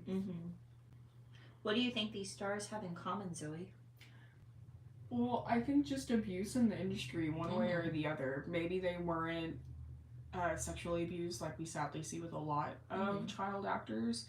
But the mental abuse of having to like do things that you didn't want to do, or having to cope with growing up on screen. Like on my family's income, and Yeah. all of these different pressures that you're having to deal with. Is so Having that much harmful. exposure on your life and that many eyes on what you're doing, especially the ones that were like really famous, that were in the tabloids all the time. It's like you have no sense of privacy at all, ever. And it'd probably be especially bad today with social media and everything. Well, I think that's another thing too, with like the mommy vloggers and stuff like that, because there was that one who just went to jail, right? Because she was like beating her kids and different things like that. I think that is going to be an even more harmful generation out of what comes from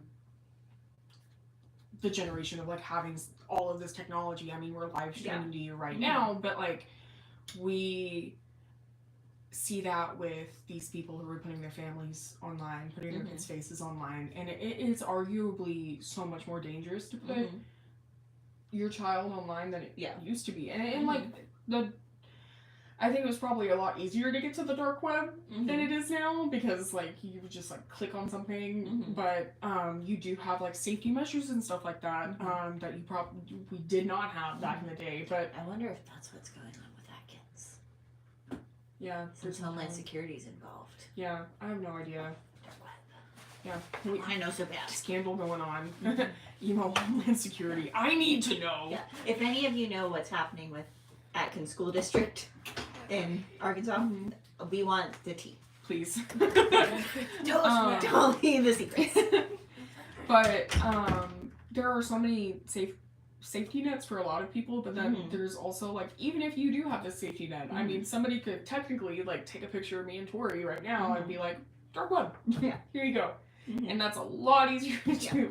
Mm-hmm. It's a lot easier to hide stuff now too. It's just, and all the like deep fake mm-hmm. pornography, like all the people that are just like having your face put on things, like nothing's.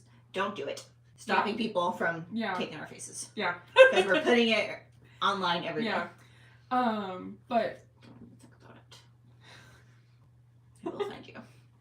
But it's one of those things where it's like you are exposing these very, very young children to social media, and social media can be a very, very good thing. We do a very, very good thing on our social media of spreading awareness and educating and doing what I believe social media was made for. I mean, you're getting out there and you're advocating and you're pushing and you're connecting people to resources that they need. Yeah. And you're building a safe place for a lot of people. But then there's also that other dangerous side of the internet that uses it for things like bullying and harassment and things that you do find on the dark web. And so these little kids from a very young age now are being exposed to hate and just I just don't know. Was that part of Quiet on Set? Is they were talking about how like certain fans would go up and meet the kids, and it'd be people that found them on adult sites. Yeah.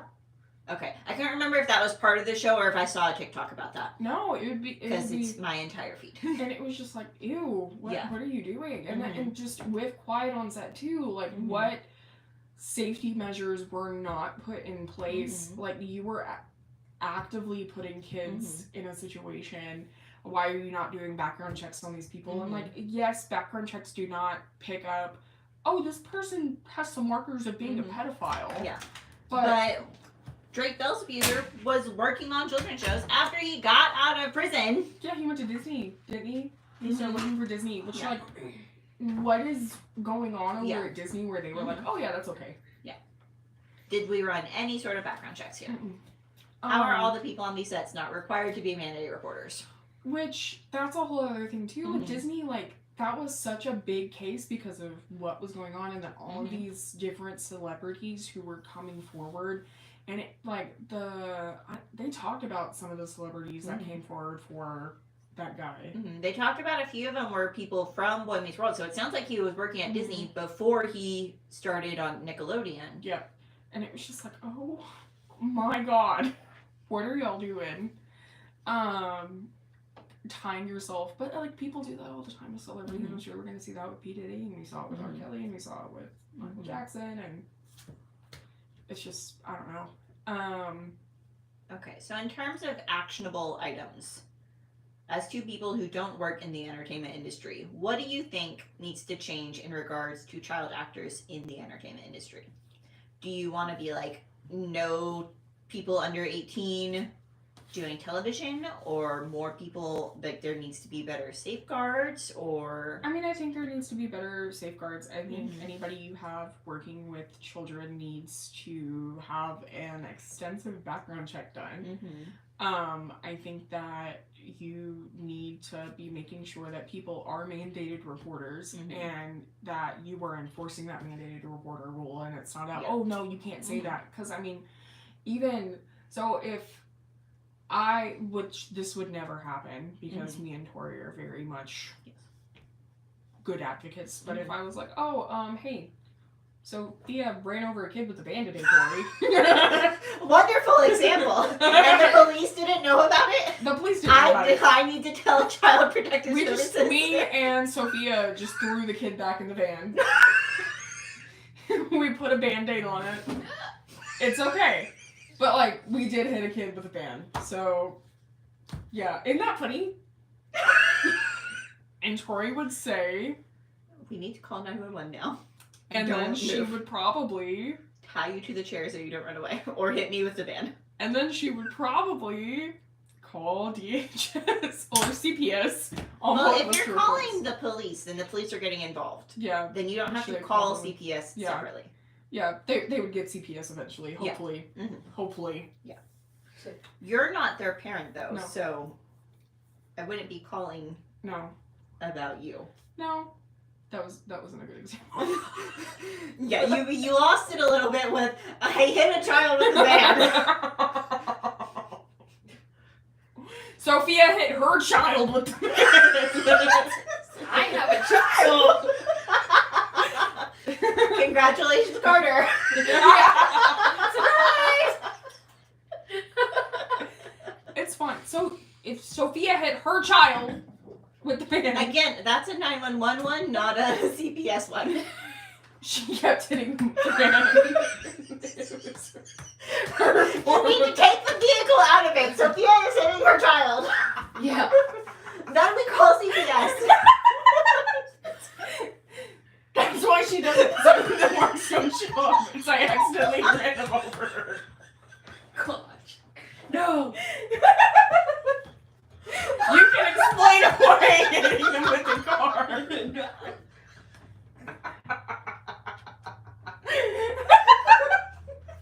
That's funny. They ran out the back of the tire. I didn't see them, I swear. I told them not to back up. Mom, I can't see this van at such a blind spot. And it does. Get in there and see. I bet you won't see him here. But don't. What did I just hit? I think that was Carter Jr. No! But don't.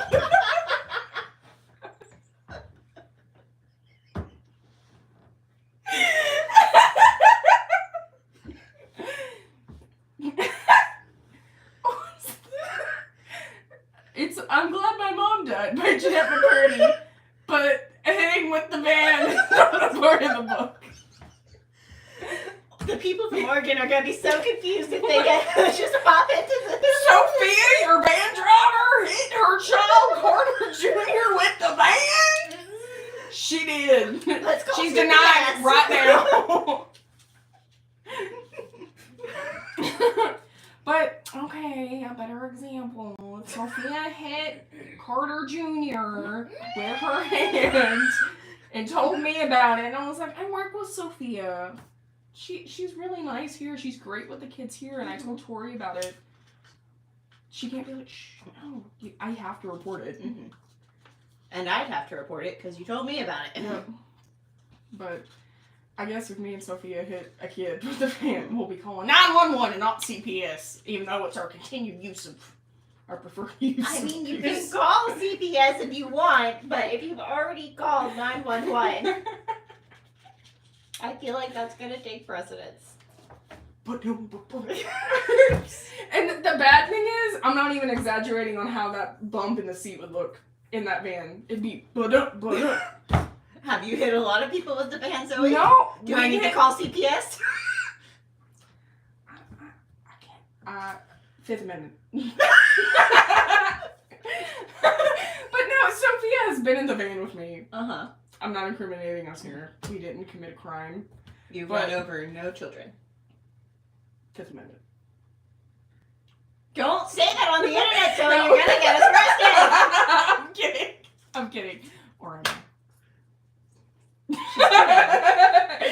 kidding. Just kidding. Stop! You're gonna get us all shut down.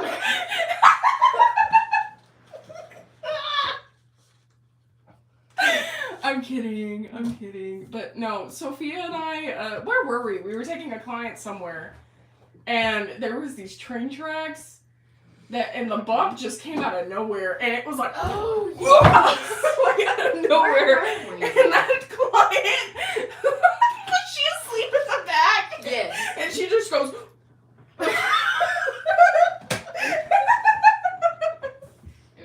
It was bad. And then that one time I was driving with Brie, Mandy knows the story, so if Mandy's on here, she's gonna be like, You hit Rue with the van? that one I'll admit to. I did. Sorry, Brie. We're returning at the courthouse, that big old Uh-huh. pothole that's there that they still haven't patched, even though they were like, we need to improve Russellville's infrastructure before all the people come in for the eclipse. Mhm. But they leave the big old pothole. Mm-hmm. But she was sitting. We're gonna act like we're in England, and you're gonna be driving. So, and I'll be Brie. but she hit the pothole. I didn't know if you wanted me to bounce with you. She hit the pothole. I hit the pothole, and I'm Bree at this moment. Wait. And she goes to me as we're driving. She was like, "You almost killed me!" No. It's okay. And then yesterday when we were chasing down those crackheads who stole our cart, she was like holding on for dear life in the seat, like. Somebody stole his cart? Yeah, someone stole a cart! And we had to chase him down, and then they, like... After she megaphoned across Davis Pet Shop. You're lying. No, I'm not. You can ask Bree. Didn't I get the megaphone out? Ask her right now. What'd you say? That is not your car, you need, and then I put the siren on, so I walked out with the siren on, and it was like, woo, woo, woo, woo, woo. Would they come back? No, we had to go get the cart. So I was like, So we get out on the main street, and I'm driving, and it's like, and then cut through the parking lot at Western Sizzlin. I showed Tori the screenshot. You can see where I cut through Western Sizzlin parking lot. Looks like she's just four-wheel driving through nothingness. And then, please return it to the thrift store. Why does it TikTok like that one? And so we turned down, and so I get to where the street goes in on Parkway, and I pull in front of them, and I roll down my window, and I'm like, that cart doesn't belong to you. It belongs to the thrift store. Take it back. And instead of looking at the car that's parked right in front of them. But TikTok allows Bree to say I almost died yesterday, but it can't say you stole her cart. What? Yeah, the freaking raccoons in the woods were talking to him because they were like, where? Who? I'm like pointing into the woods, and I'm like, I'm literally right here in front of you, yelling at you. So then the lady comes up to my car and she's like, do you have a problem? And I was like, yeah, you're stealing my cart. She was like, I'm not taking it off the property. What is she doing? They were just going to take it to the apartments. What are you doing this? You know, sweetheart? the ones that are on property. I promise. Yeah, like, I was gonna bring it back, and then they didn't want to get the cart back. And he was like, fine, I will load it into the back of your car. And I said, no, just take it. So I was like, Bree, they can't just take my car and go. It's okay. But we loaded it in the back of my car. Fun times at the thrift store. Always something. Yeah, that is something for That would have been one of the times where I would have not pleaded the Fifth Amendment to hitting somebody with my car. Because they were stealing, and it would have been justified. I was getting my property back. Because that's how the legal system works. It is Arkansas. Yeah. They're not. You're good, girl. Yeah. You're fine. Mm-hmm. We got it back though. Yep. You're right, honey. You are right. I got that cart back for the store, even though I'm technically not associated with the store. I did get it back. I am the store's true hero. Bless their hearts for trying to steal my cart. I don't know where that came from. I don't either. It's mine. That's my butt kicking voice.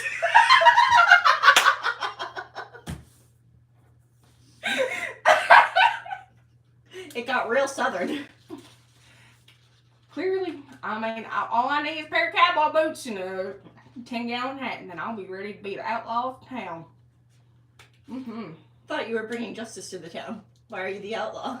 Because I should be outlawed for how much justice I'm getting. I mean, in this state. Vigilante justice brought to you by the River Valley Shelter.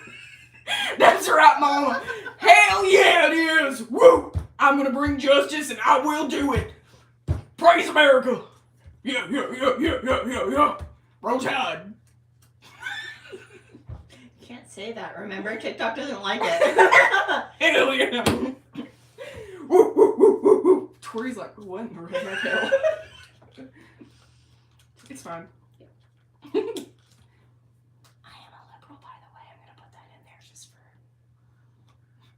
She means herself personally, not Yeah. the shelter. Not the shelter. The shelter does not hold political opinions. No, it doesn't. We For do not clarification. endorse any political party or No. anything like that. But We as individuals have our personal thoughts that we very carefully toe the line on and don't say out loud like that. Sorry. But Well, yeah. But I wanted to clarify just so people aren't like, oh my god, what the redneck hell. But yeah, it's politics, never heard of her. okay. Never, ever. Yeah. Political parties, not real. Never. Yeah. We never get political on here. We just talk about the issues Yes, we do. that And I'm how allowed to talk about. We clearly have them. We are not concerned. Well, let's tell Congress. That way they can do nothing about us for 20 years. Oh. Slay. Mm-hmm. Well, that's not endorsing any political party. Nope. I'm an equal opportunist. I'll trash anybody. Yep. I mean, nobody's really doing well right now, but. Yeah. Yep. I'm not saying any individual in particular. No. I'm mad at all of Congress. Yes. At all times. Especially if you take away the TikTok. Please don't do that. Yeah. We do We like really it well here. on here. Alright. Yep. Do we have any more on-task thoughts? Nope. I think that died a long time ago. Along with those people we hit with the van. Or didn't. Or Carter Jr. We didn't hit anybody with the van. It should be clarified. We really have not hit anyone with the van. No. Or have No, stop it! No one has been hit with the van. The shelter is not endorsing any political party, whatever individual thoughts we may have. We're behaving. Don't take this away from us, Mandy. We're well-behaved, crazy people. Ray, don't say that! We're behaving! She is a victim of the van. I too have been victimized by the River Valley Shelter van. Oh no, that should be our new campaign. Don't be a victim of the River Valley Shelter van, and then we can raise money to get a new van for the shelter. You know, I feel like that may not read the same way to the average person as opposed to the few crazy people that are here. If you do not donate to the shelter, we will hit Zoe with our van. That went in a different direction, okay? Do not allow more victims to be victimized by the River Valley Shelter van. Okay. Sure. That's not very attractive. I know. We don't talk about attractive topics here, but we make it attractive because we're attractive. And nice. And not crazy. I did take my medication today, so.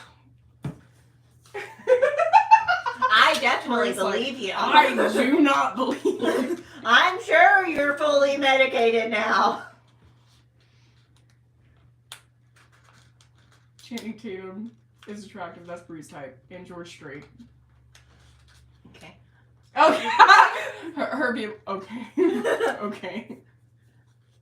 I mean, it's not a lie. I'm just confused how we got there. She just telling us her type?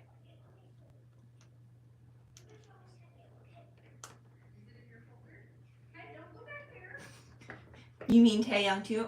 Excellent choice.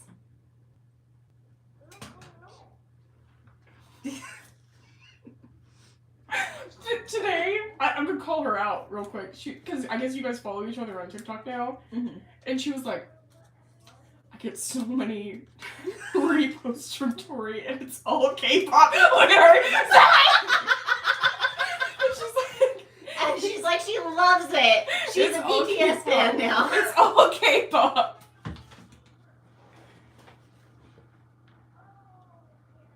There was an earthquake yesterday. Bree felt it in the bathroom. she texted us in the bathroom. She was like, "Did you feel it?" Like, no. What did you do? I told you I felt it. Just like all of our victims felt the van. And we need to stop this man from victimizing more people. So you should donate to the shelter so we can get a new van. Donate to the shelter so we can get a new van. Mm-hmm. So no more victims can be victimized by the River Valley Shelter van of me and Sophia driving it and hitting people with it. We didn't actually hit people with it. Can't keep doing this. Fine. She hit everyone with the van. No one is safe. Okay. But yeah, there we go. Alright. This will be an entertaining one. YouTube will probably... We'll see. Yeah. This is 2 hours long. Someone may come in and be like, yep, I want to watch this. Yep. It's a fun time. Mm-hmm. It made me happy today. Just like all my BTS edits that I repost. She has to deal with my Call of Duty edits all the time. And she's so whose edits do you like more, Brie? Mine or Tori's? Mine are definitely more fun. See, she loves them. They're amazing. They are. That's why I repost them. I only repost the good ones.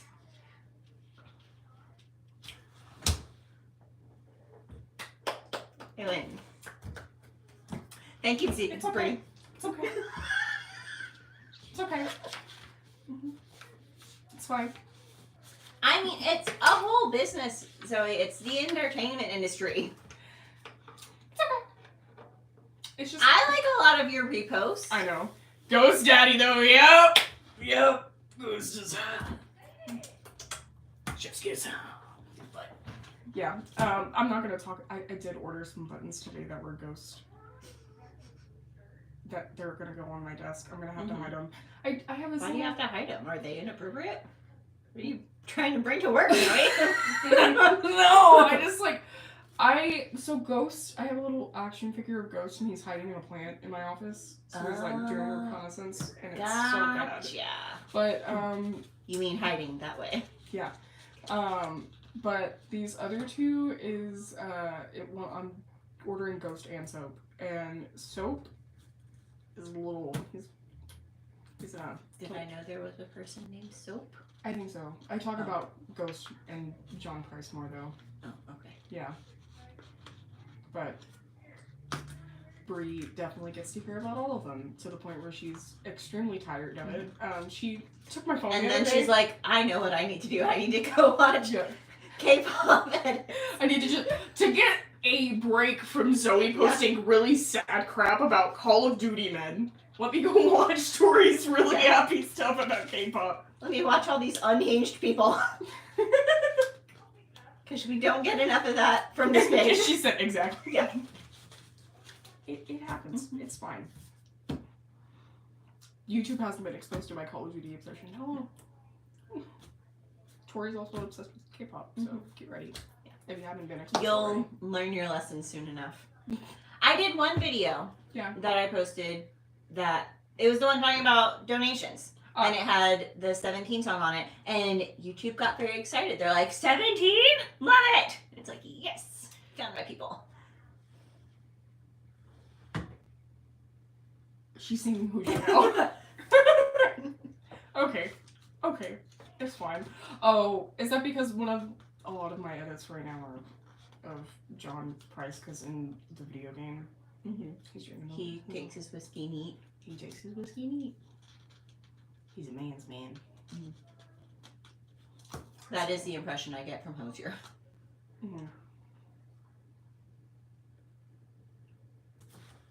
Sweet. Poor Brie.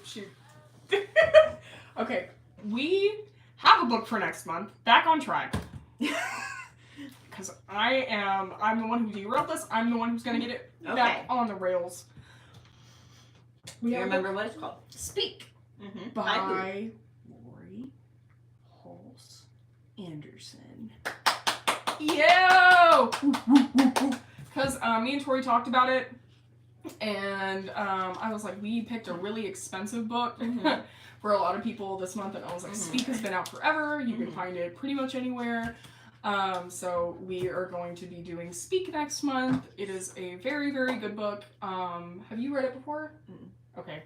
I have At least not that I remember. If I did, it was ages ago. Yeah, I have read it, but it was like ages ago. Mm-hmm. And I think I owned it for a long time. I need to go look. Mm-hmm.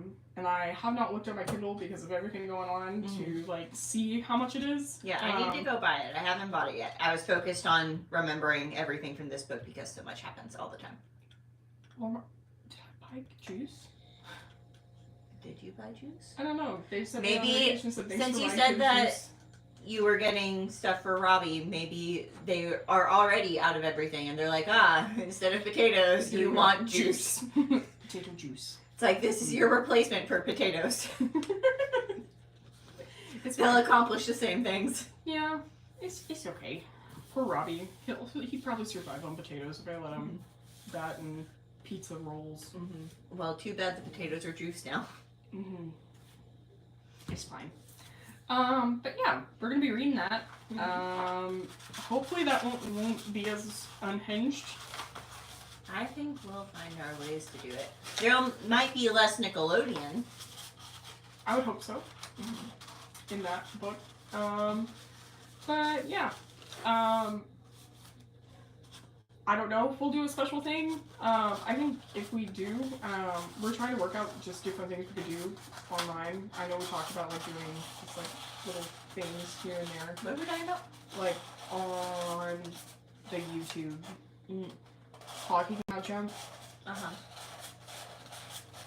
I don't know. We'll see. Yeah. That's later's problem. Yes. Later, it's definitely Tory and time Zoë. for Tori to clock out of work. Yeah. We're running late. It is I definitely wonder if I can get time for us overtime for this. Probably not. of 8 minutes of overtime. I'll be rich. I will give you the. How much would that be? 8 cents. Not Dollar cents. dollar cents. Dollar cents. I'll give you the dollar cents. Okay, I'll take those dollar cents. Thank you. Okay. Bye. Bye. Bye. We're getting out of here. You're coming with me. All right. How do I always forget? End live. Okay.